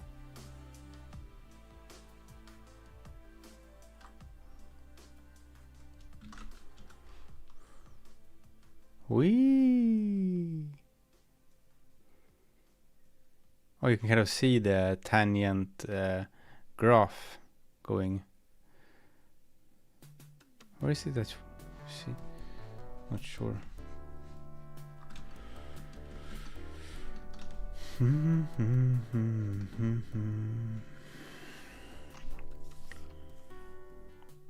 I was thinking that it was gonna be a line from this point in the middle to a point that it would go around like that. But I realize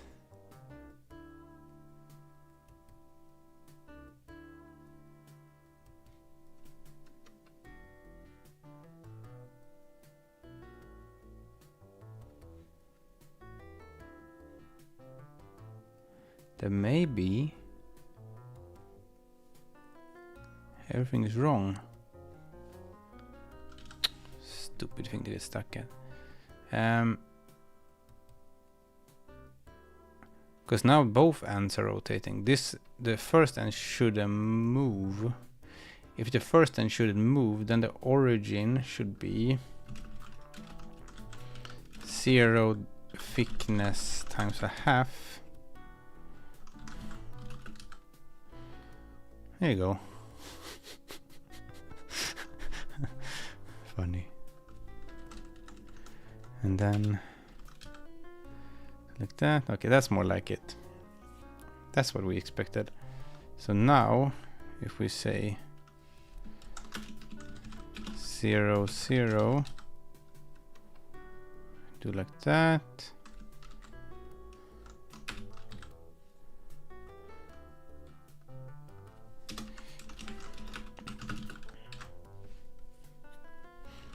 Ah, stupid betting. Okay. karl3d implies there will be a karl4d. Yes, that's where you can supply spatial position and time, so that so that you can go back and forth in time by varying. It knows what has happened before in your game, so you can do a linear interpolation on time. You do it backwards 4.5 billion years and get to the Big Bang, get Nobel Prize in physics by just using karl2d. It's amazing what you can do these days.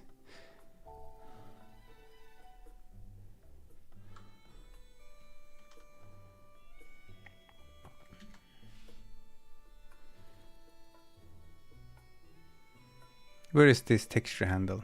Oh, it's in init. It says. I'm very smart.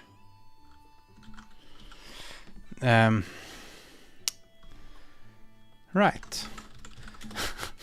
It was the funniest long like. It's so funny that I used the wrong origin. Like, what do I want to rotate around? Well, okay, the origin just X doesn't have anything here even. And then I think everything was correct before. It was just do this, remove that, right?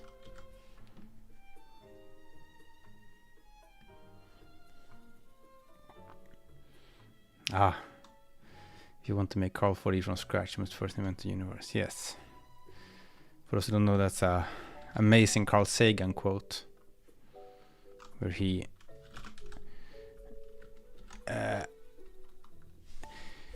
there's a long sequence in Cosmos where Carl Sagan sitting at a table and there's like classical music on, and then sort of it's this great dining hall, and this guy comes up with an apple pie, puts it down, and then the music pauses, and Carl Sagan looks into the camera and says,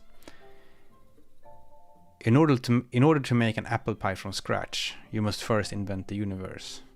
And then something spectacular starts happening on the screen. But it's yeah, it's quite a thing. Do you see, all this is so simple. I was just being tired here, not knowing what I was doing. It's just of course we start.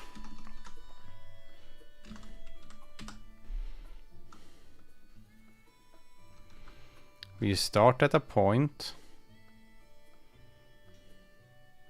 go down half the thickness. That's our start point. Our size is how far is it from here to here, and the height is this. This works even if it's crooked, because then we still start here. Our height is this, and the length of it is from end to start, but we haven't rotated it yet. And then we say that the origin is just halfway down here,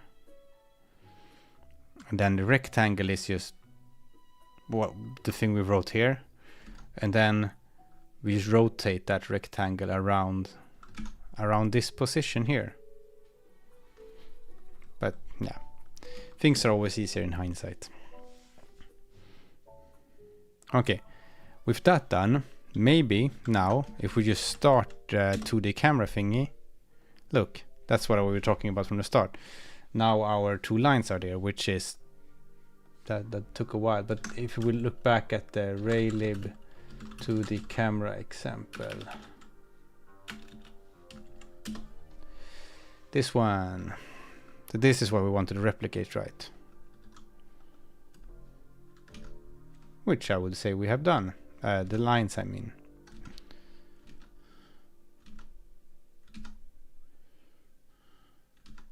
The background doesn't look identical because it's random generated, but okay, good. We'll see if we keep draw line like this. I mean, this is a fairly simple procedure. It's just that it might cause problems when you're trying to be pixel perfect. We'll try doing a pixel perfect game at some point. We'll try to do a scale down. No, we'll try to do a render texture and then scale it up with nearest neighbor scaling and see what happens. And then we'll see.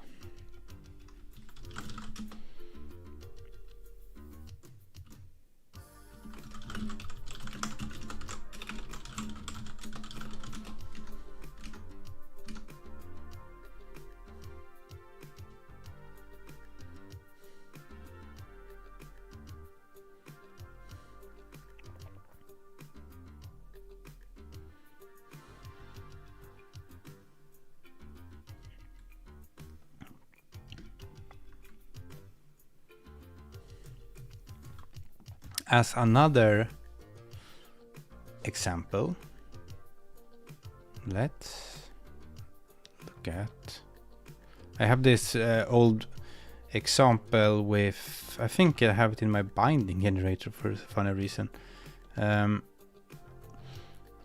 We have an example in here with box2d that I was thinking we should look at. This test program here. This uses Rayleigh and box2d. So I was thinking maybe we could make another little example.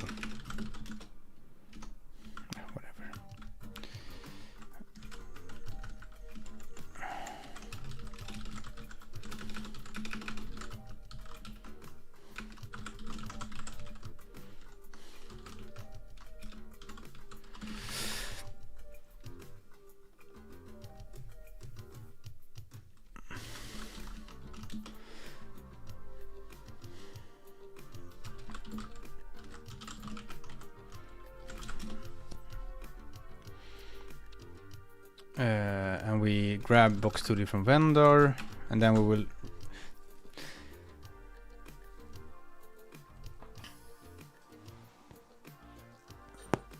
we'll see if it works. Okay, so we're gonna go here,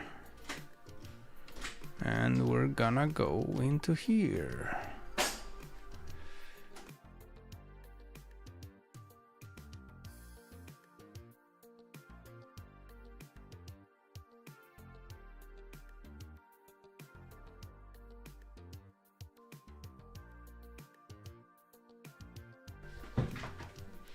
Let's see.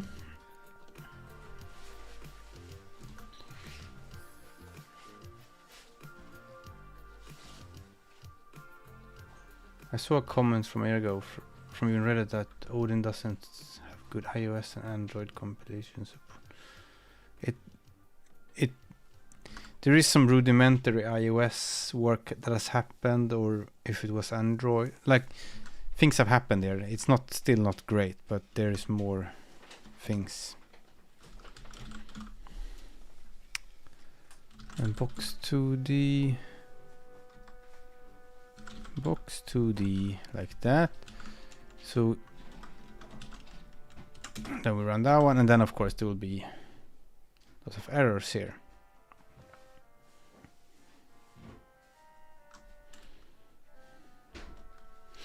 Why doesn't... Okay, so now we're gonna... This is a little example program. I can show you how it looks. If we start... we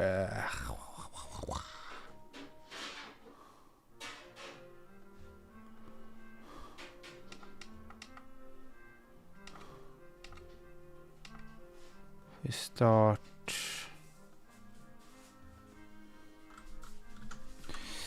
thing. It's supposed to look like this, right? This is the example. This is using Rayleigh, bend a circle and some rectangles. Blah blah blah.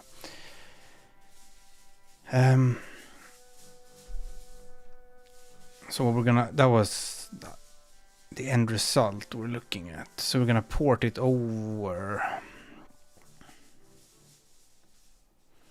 Now I'm just mostly interested in why doesn't...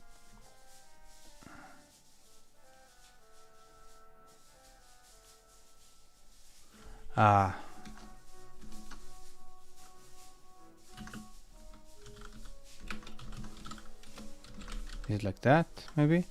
Yeah, it's been moved into a material. It's a new version of box2d. Rot has no field C. Okay, get rotation. Rot. Okay, it's no longer underscore. Sure. Wait, this is wrong. What's happening?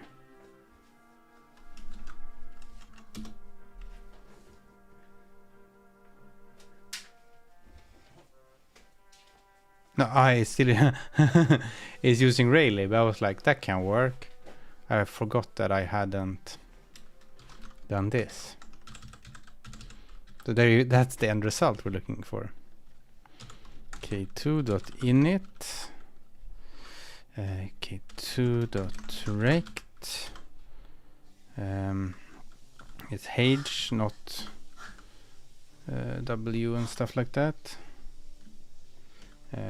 K2, if not k2 dot shutdown, I say shutdown wanted because really I have init and shutdown, and then like what's the loop condition? Well, it's shutdown wanted. And then we have k2 dot shutdown here. And then we don't need drawing, but we need here k2 dot process events. And then we need, what happened? k2 dot clear, k2 dot black, k2 dot draw rect ground, k2 dot red. Get mouse position. Do I have that? I'm not so sure. We'll have to add that. That's good.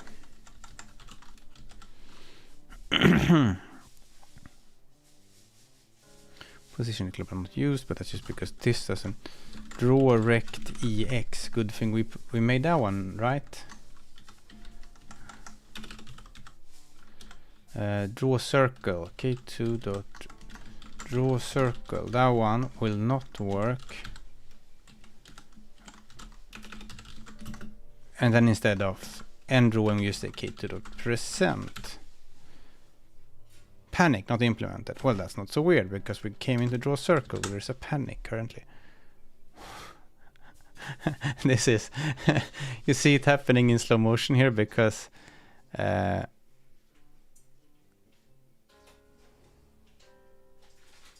does it happen in slow motion?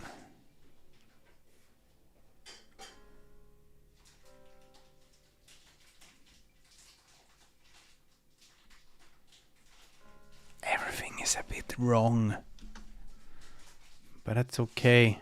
We'll figure it out.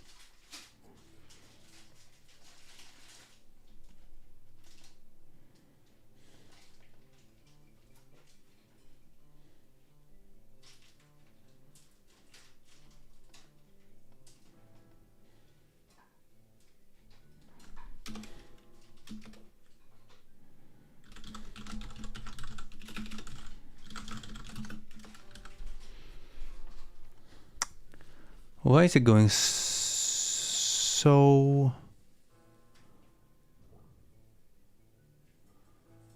slow?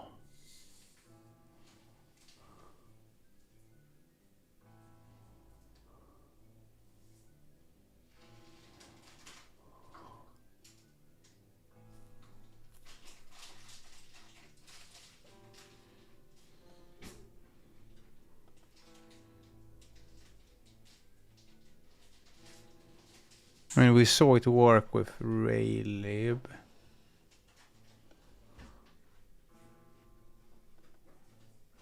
Process events clear. Well, look at minimal. Process event clear present. Process events clear present.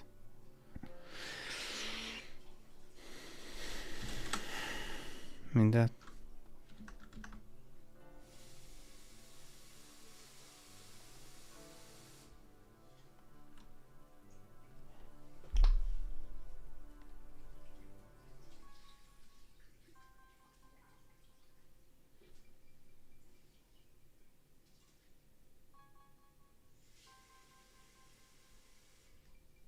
Well, there's not a delta time anywhere because this is box 2D. It's handling the physics for me.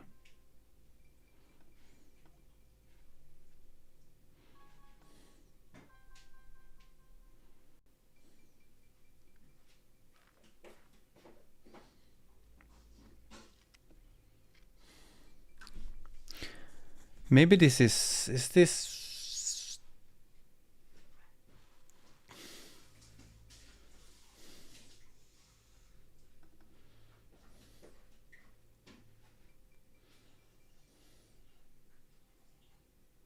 Oh wait, it's probably running so much. Is it that it's running so much faster?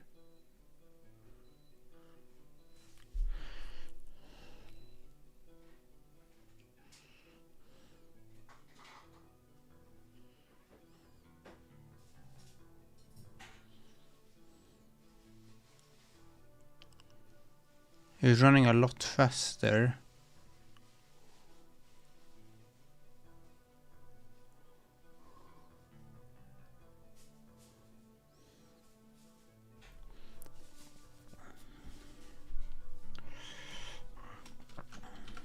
Like if I did this one times like 400, yeah, then it, you see, then it sort of, I mean, I see that all the boxes are offset right now. That we'll look at that, but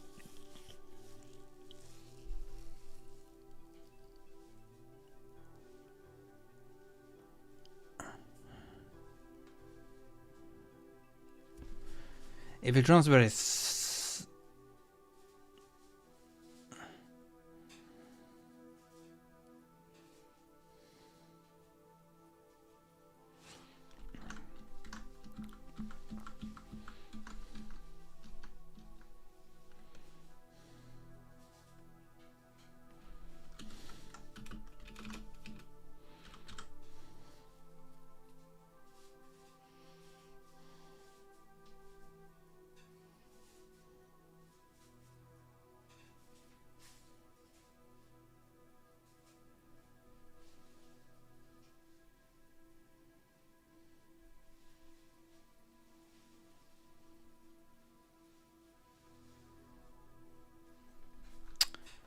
interesting.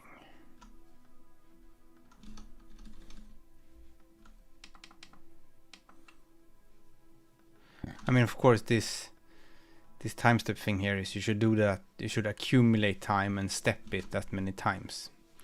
I know that. It's just, I was just curious why the difference was so big.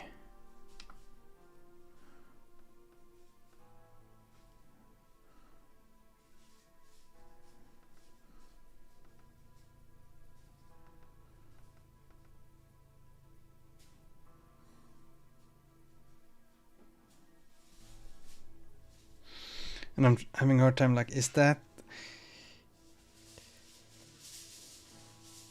if it runs a lot slower, does that mean my program is running slower than Rayleigh, but it's running faster? It's running slower, right?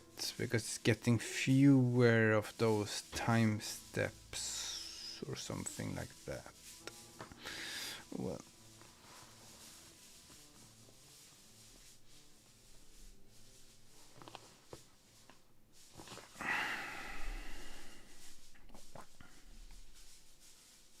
but it doesn't really make any sense, does it? Because both are sort of, I mean, if I pull out render dock and go here, go up a bit, go into karl2d and launch this one. I mean, this is running at 60 Hertz.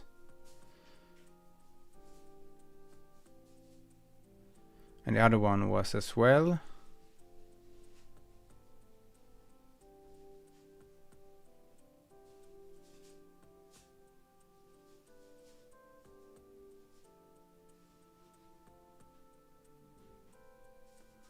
So there must be something.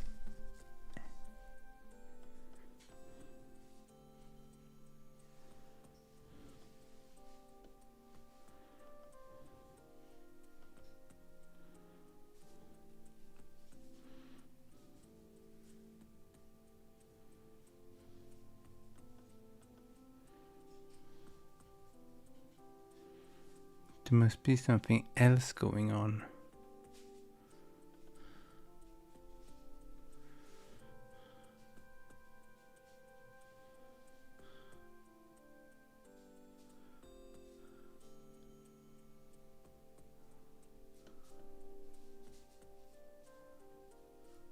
Yeah, I know it's not matching the visuals. That's, I mean, we can look at that first, but maybe that's just because of some bug in my draw rect thingy, I think.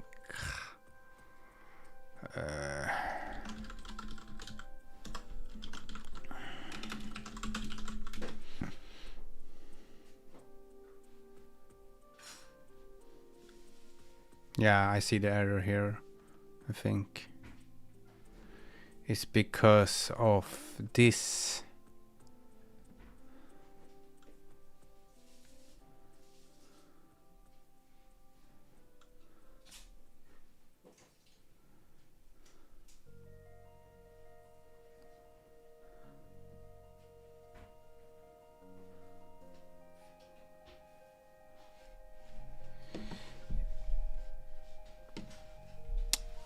It's because this thing here, right?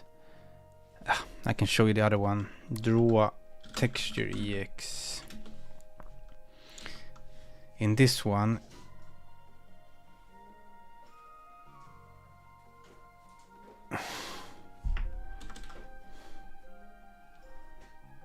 what's even the point of this? This is just buggy. This doesn't do anything. It's just a handover from another old version. So we just remove that and it will probably work okay.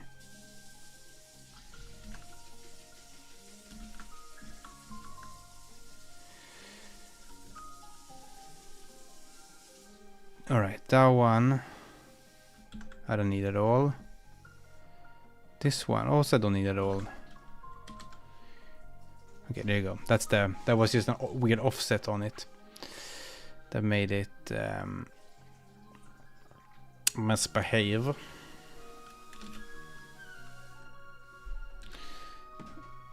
And now the question is, why does it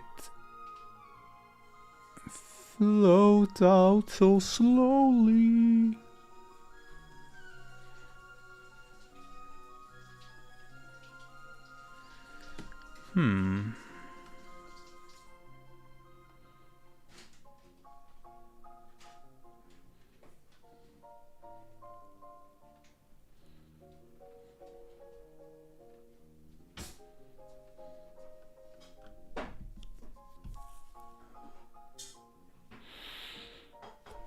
Let's think about it. If this loop runs very slow, then it will get in here fewer times.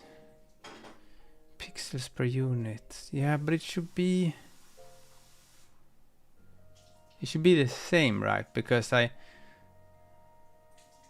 you sure the original was running at 60? Well, that's a fair assumption to check, isn't it?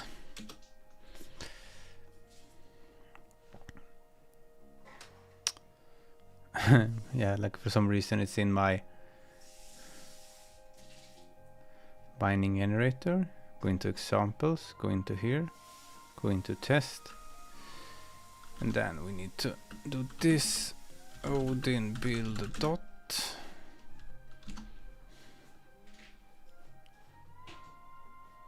Oh no, it wasn't. It was unbounded. Thank you. Silly of me. It's of course not.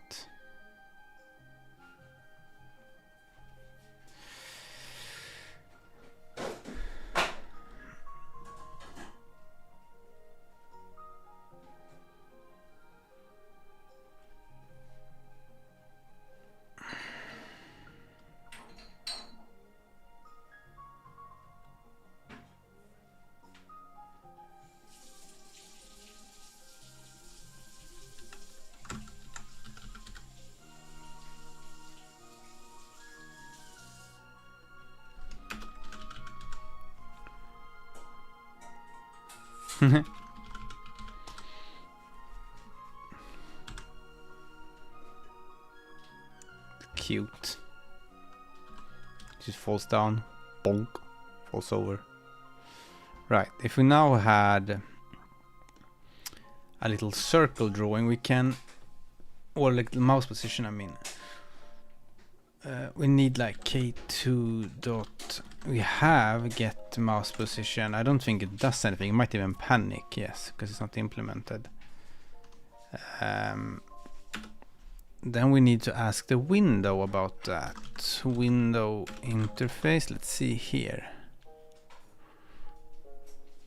Well, it's actually not. It shouldn't even be. It should be like.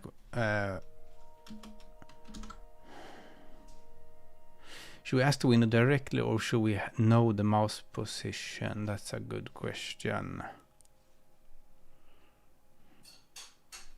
When double check what really does. Get mouse position. I would assume it. Yeah.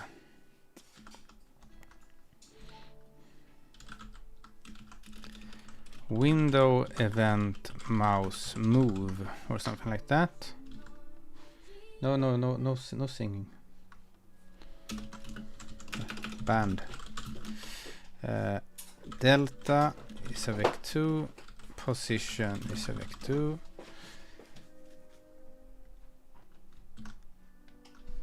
We have that. Then we just need to implement that in a few places.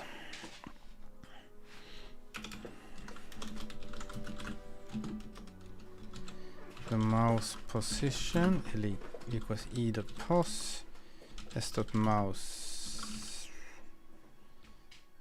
delta equals e.delta.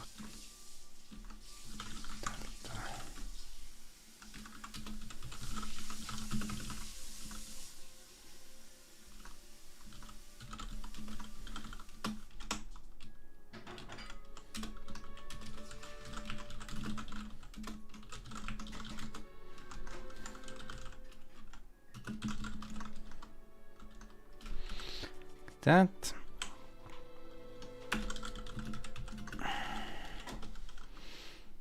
It doesn't work because it doesn't do anything yet, but we can go into the window Win32 and we can start checking for mouse position events. Mouse move Win32.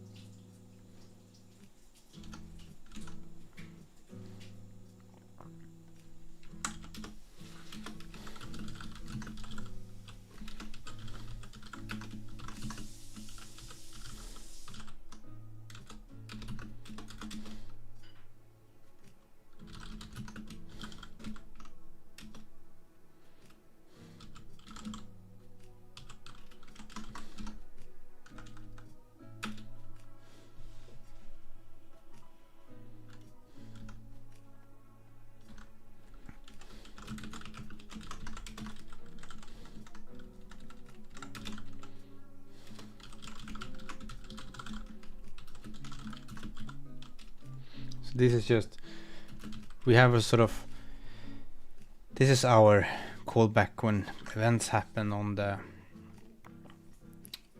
thingy, on the, our callback when events happen on the window, and then we need to translate that into our own events. Like,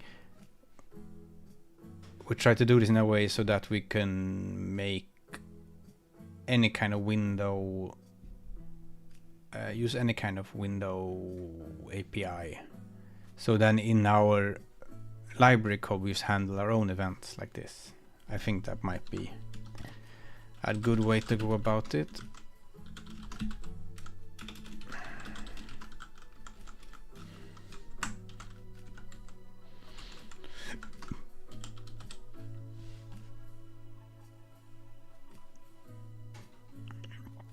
These positions here are wrong. You see the offset is wrong, but we'll look at that soon.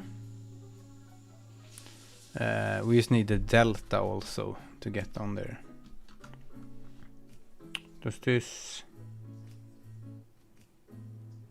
Well, the delta is, I guess, whatever it was before minus this one. Or is there a?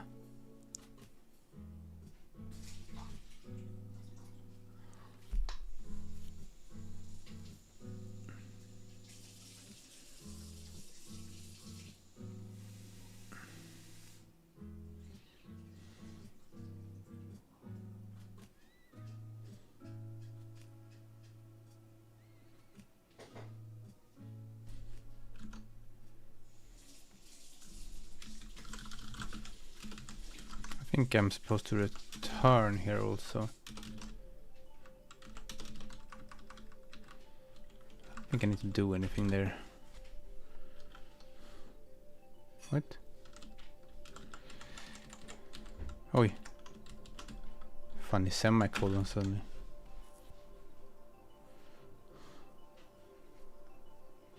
Wait, did that just misbehave because I... Okay, maybe I need to have that.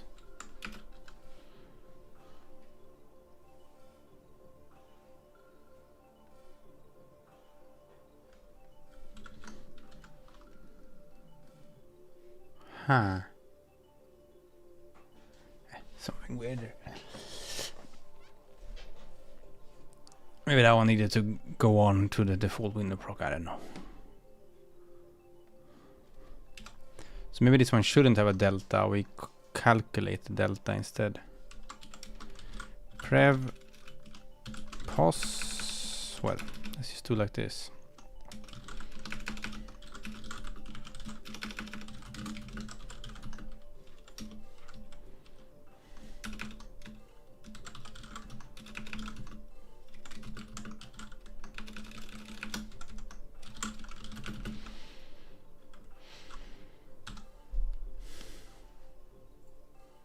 Should give you the previous position. We don't have the reason there's nothing on the cursor is because we don't have the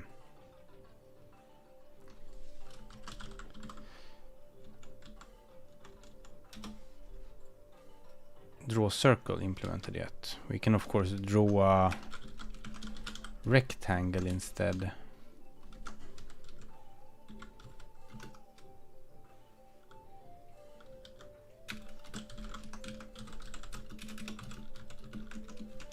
Like that.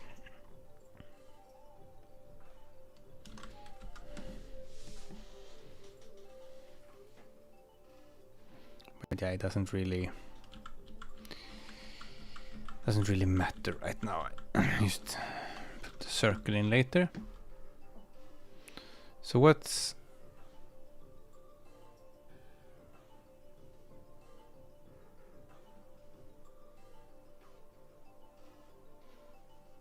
and these are rotating around the wrong point.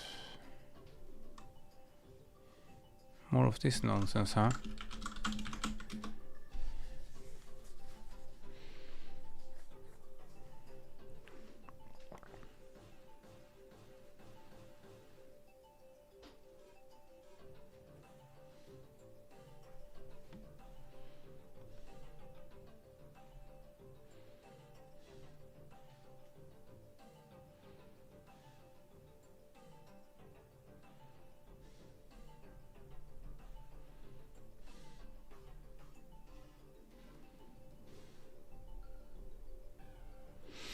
What does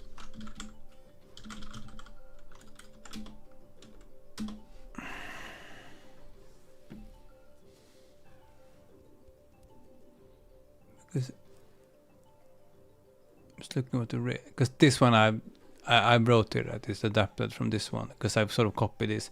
This is just sort of a you can do this with a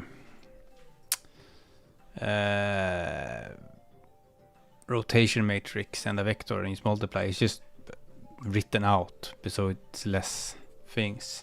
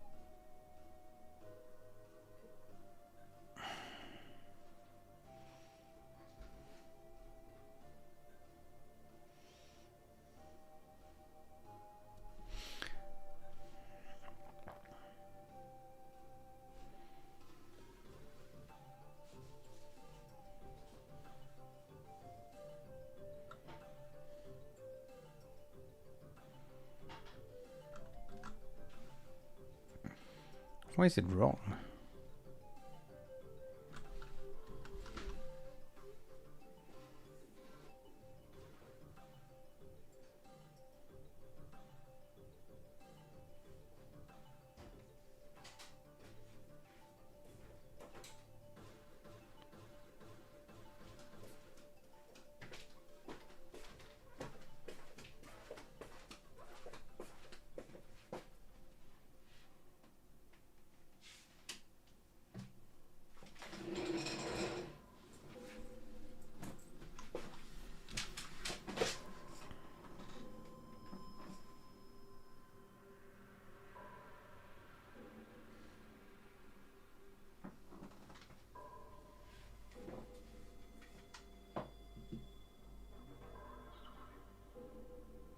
Or is it just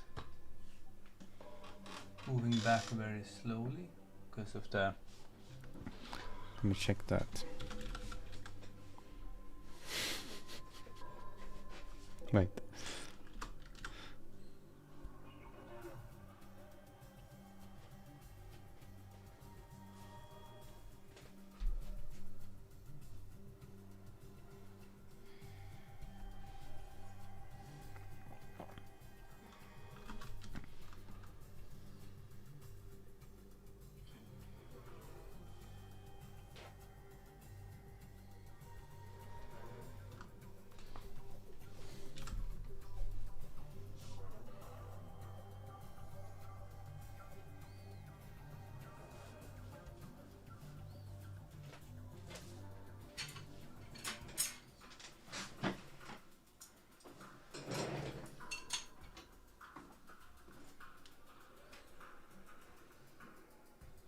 Yeah, I think it's just moving back very slowly. Okay. Yeah, I need to fix this time step nonsense.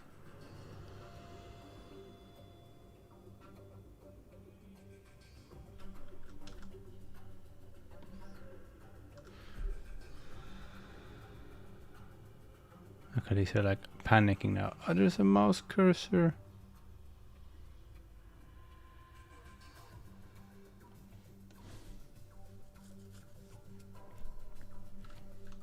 We can always do it like this. We can try doing something funny like this.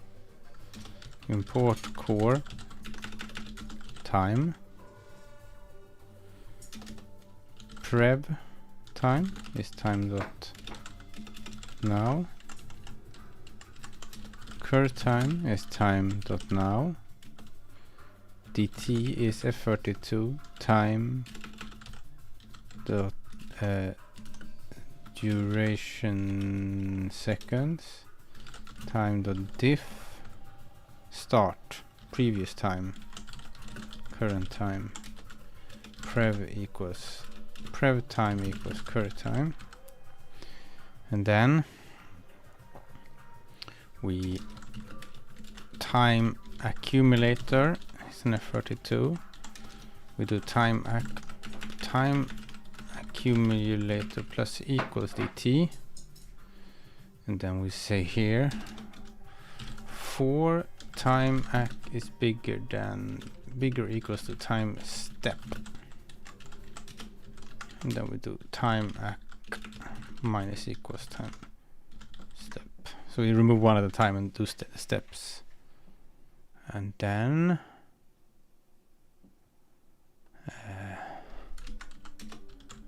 log.info.g.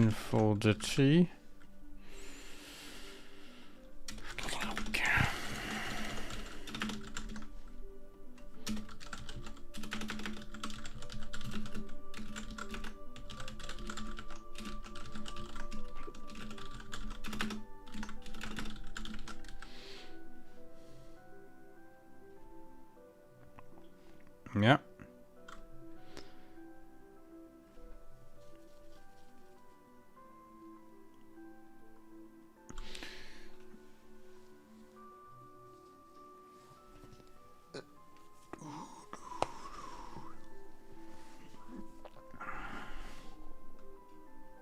Well, it sort of makes sense though, doesn't it? Because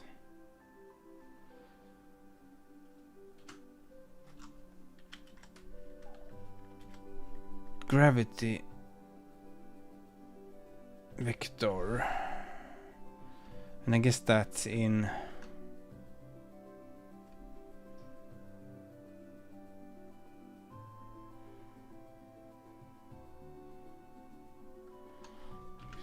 -10 here. Remove the logging, of course.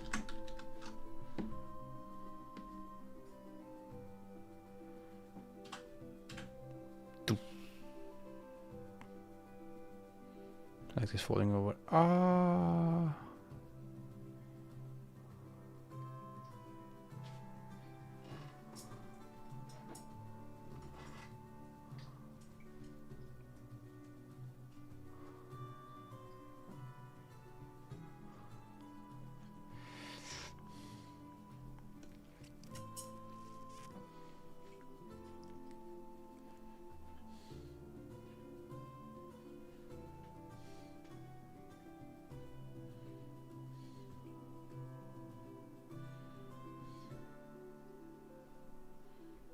Hmm.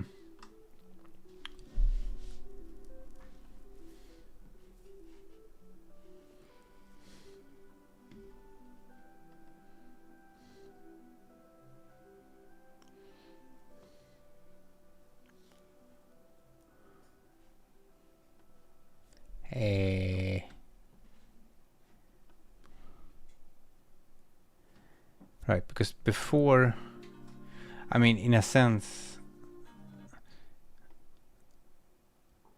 it did. Now it does almost exactly the same thing as before, because the old frame rate was 60, so it gets one step per frame roughly. That's not the problem. The problem is that it's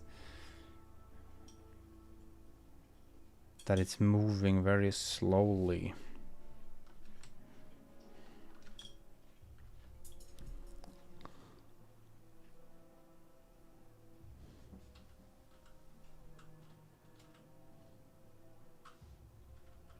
And that's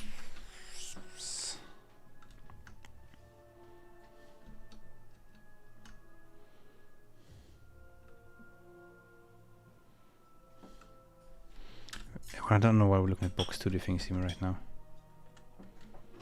I was just interested in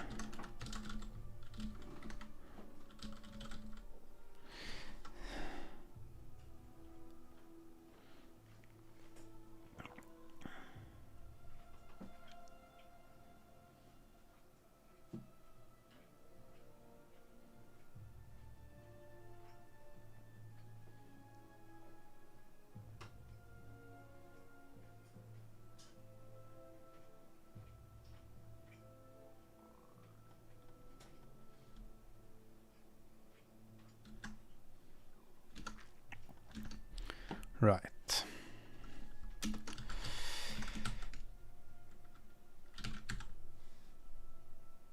Yeah, so now increase the size of what is 1 meter.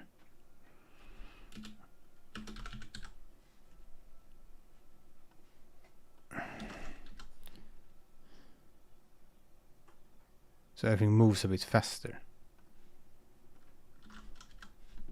Bam. I'm just gonna tweak this until it feels okay.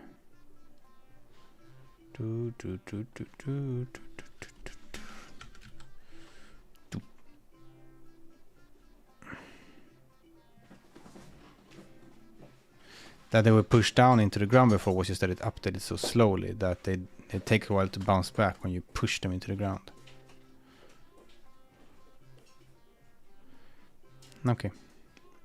As a final thing for today, let's try implementing some basic circle drawing. If I can. That should not be too... Circle drawing is a bit funny. You could do it in a shader by measuring a distance, but then you need a specific shader and you need to know in screen space where you are, which is almost like a pass. Like it's very big. I thought about it a bit and it gets very complicated. So I think what you should do is just draw triangles. Yeah, you should just draw triangles, essentially.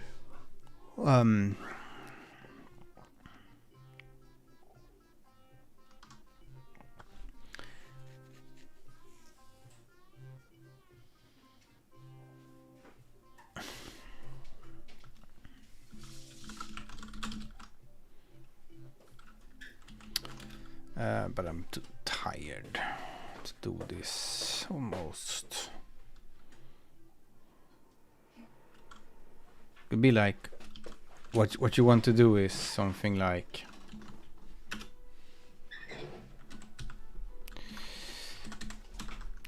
this. You want, why is everything so, why doesn't, what, MS Paint is so funny. There is no shortcuts for getting to the, or is there the keyboard? So if you want to draw a circle here, you sort of make lots of little triangles, I think. At least that's what I think you do. And then you say how many segments should it have. like this. So essentially you're stepping around the circle. And then yeah, let's try doing that if we can.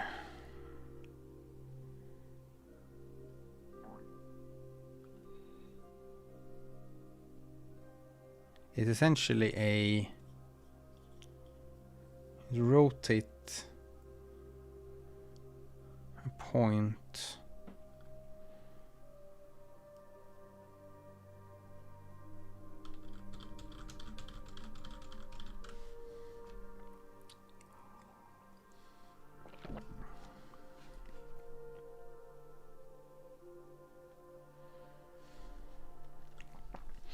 You need to rotate a point around.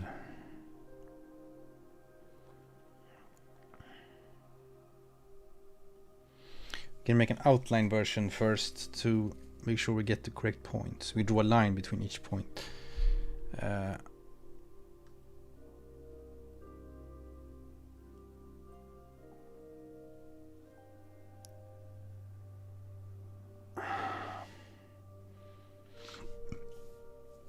I'm a bit tired, but I want to fix this one.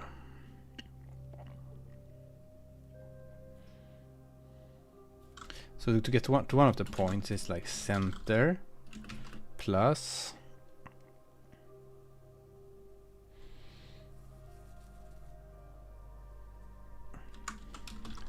let's say that segment, like I mean, it's of course like you could go out to like radius and 0. Then you're sort of,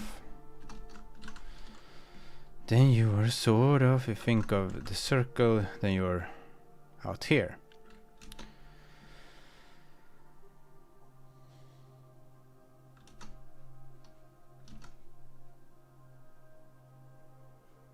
If you take this thing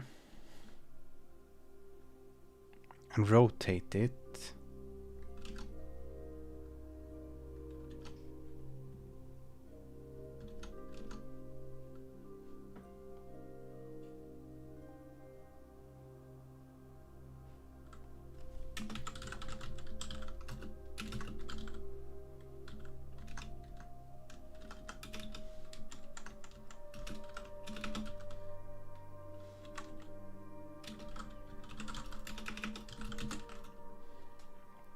say we do 10 segments.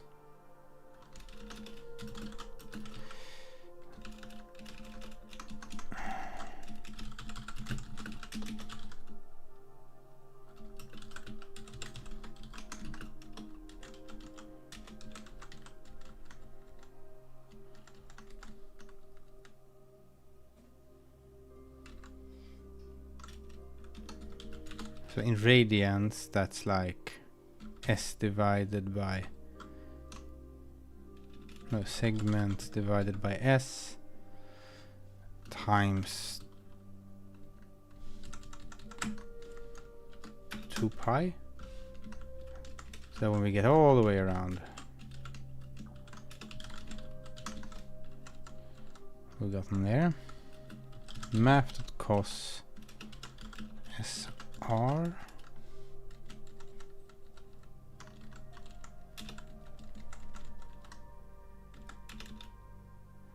Wait, this doesn't really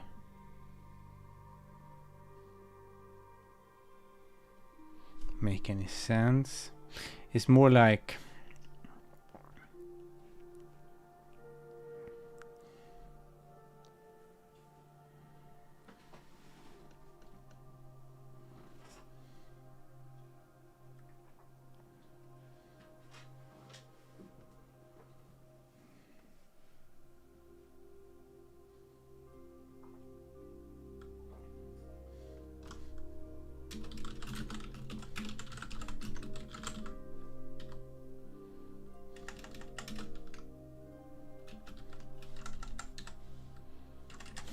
no love for tau. I don't think it's, I mean, if you start doing things with tau, then you might as well also sort of think about maybe I should use turns instead, so that you go from 0 to 1, and then you're like, but then you realize, oh wait, I have to convert everything when I send it into math libraries anyways. Like, I think this is just one of those things where it's just easiest to use the most common thing. I'm still like thinking if the library should use radians or degrees, because Rayleigh uses degrees because it tries to be like people friendly, like people who haven't thought about these things much before, but you know, it's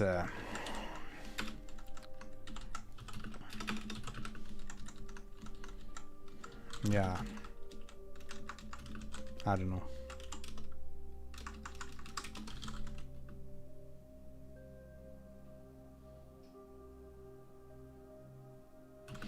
Yeah, it ends up being a foot gun to do it in degrees. Yeah, yeah, maybe.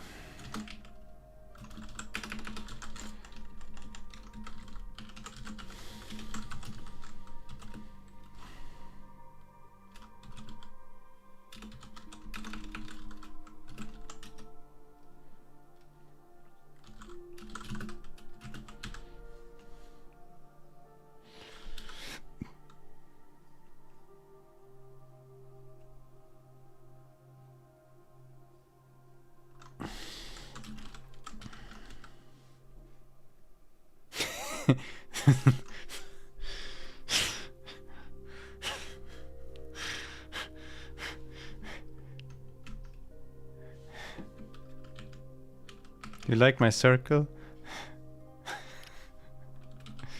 Ah! Machines! How does it work? I was trying to zoom me back. There you go. Draw a circle. You got that.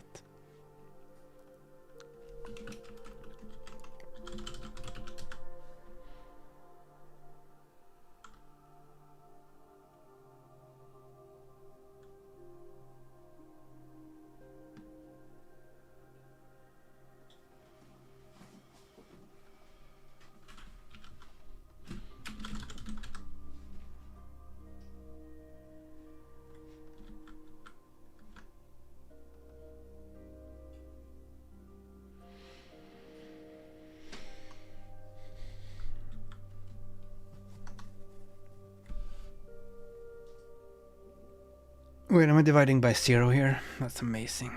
Well done, Carl. Okay, that's a bit better. It was the wrong way around. So see, we almost got a circle. He's almost done. Maybe I can do like that. They're done. Smack.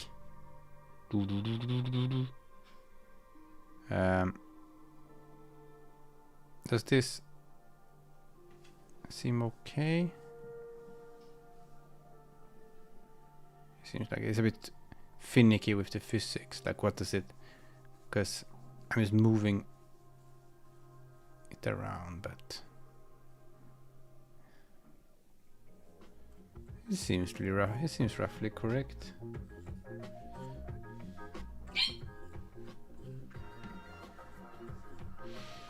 And now we just need to draw vertices.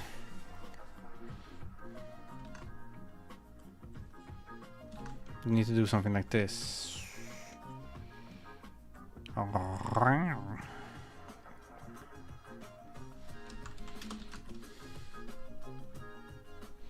like that I have a color here, but what happened? Oh, my keyboard just died. No, wait, what's happening? I'm getting more and more cursors. This happened before. This keyboard is a bit... Ugh. I think I have to disconnect the keyboard and reconnect it. Wait, it's connected to the screen, isn't it? Aha, I need to crawl under the table. think there is something wrong with this keyboard. Well, it's still messed up.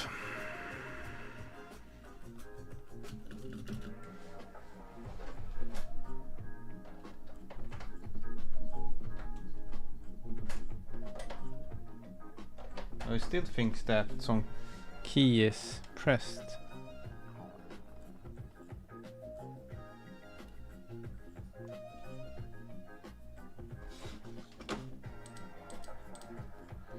It's happening. Yeah, but the keyboard doesn't. Okay, now it works. Thank you. It was Alt.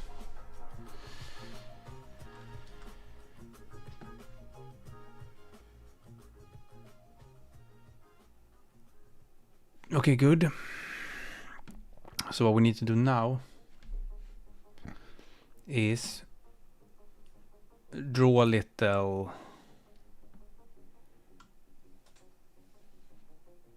We need to draw from previous.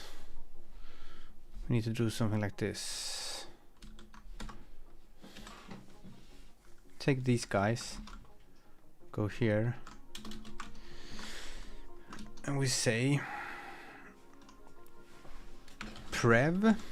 This would be quite easy. Prev P center. Maybe there will be some winding problem here, but yeah. Color. Here you go. Ta-da!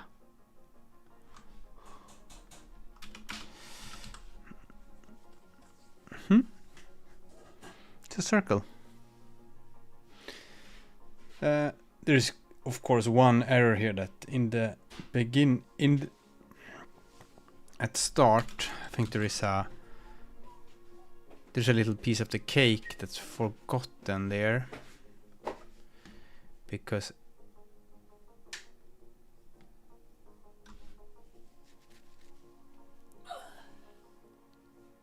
maybe it's better that we start from 1 and we go up all the way to segments. Yes, because then previous becomes like as if we already done one lap. That works. And then we can do like this. Segments is, and then we have a default. I don't know. What's a good number of segments to have? 30, 20. Let's experiment. See what looks good. This is 30. If we go down to 20, how does it look?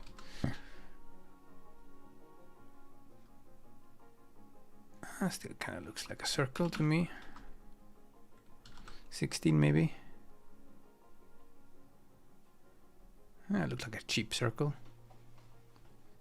42 is a bit.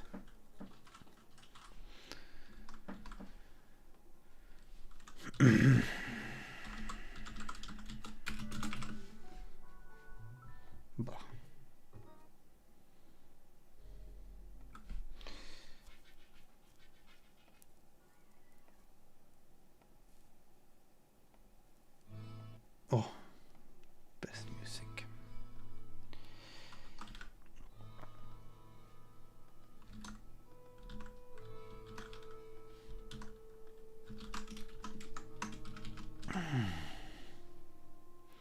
Okay, we'll have 16 segments by default.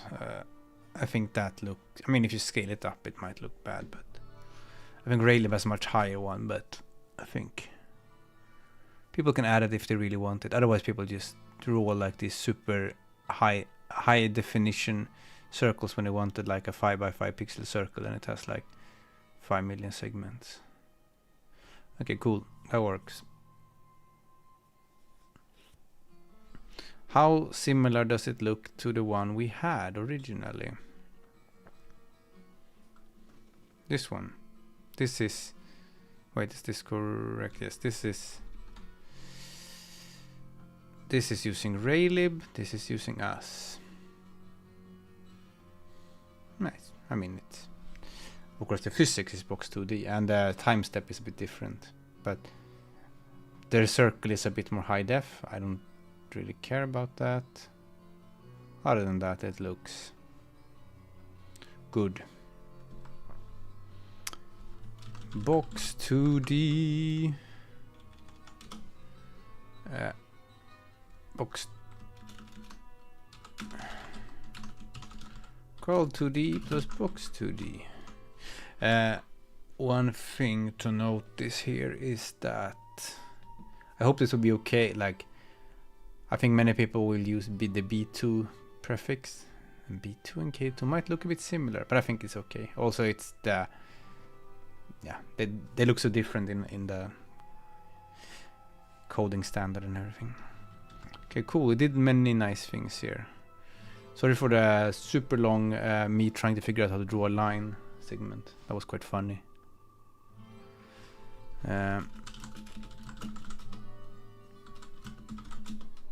So what we do, we added in mouse delta, the mouse move stuff, and then we removed some bugs there, and then we draw a circle. Oh, does the line drawing still work properly? Because I changed something there.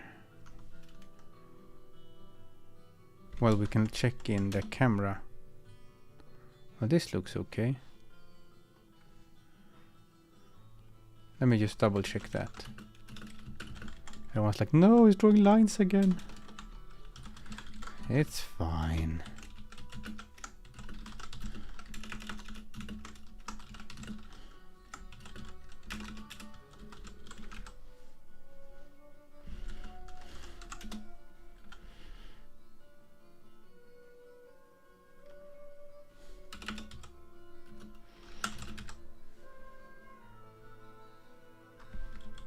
That's almost invisible if you colorblind, or if you're very colorblind.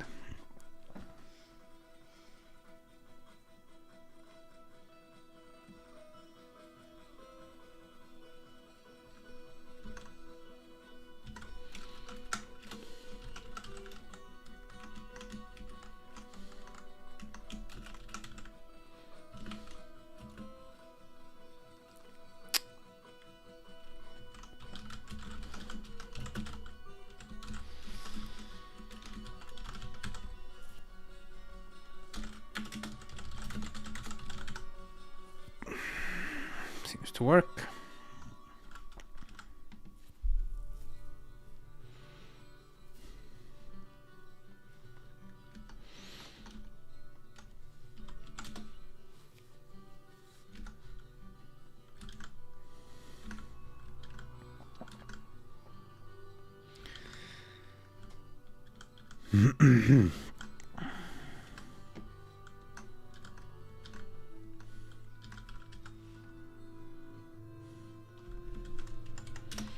And this one still works. And this one still works. Well, this one, yeah, works. This one works. Wow.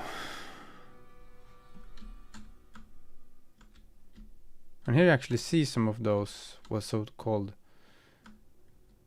very low res lines. Like, I was worried about how it would look in raw resolution. We'll have a look at sometime how it looks in pixel perfect coordinates, but this looks quite okay. I think we can't zoom that because we don't have mouse. There's a mouse wheel zoom in there, but we don't have the mouse wheel implemented. So we implemented a circle by doing that silly thing. And we implemented a mouse position and mouse delta. I don't think maybe we could get mouse position.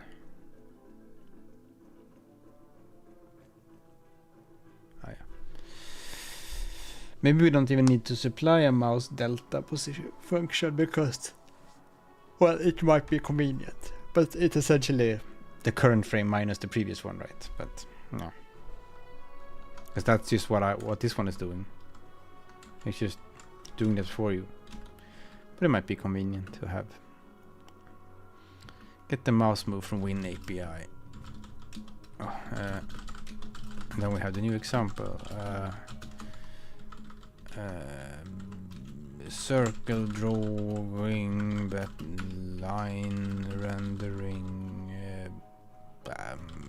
Win32, mouse position things, etc. There you go. Okay, that's that for today. Lots of funny things here. Once again, it's been a bit of a tired stream, but because I was tired, that's fine.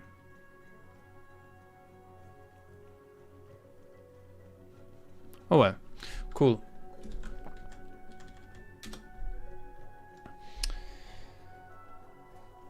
I think moving forward, what we're gonna do is just gonna, you know, get more and more of these port more and more examples and get them running. At some point, we're gonna look at text rendering. I haven't even decided what that is supposed to mean. I'm not sure I want to do the same text rendering as in Raylib, but we'll see about that. Okay, thanks for watching. Have a nice day.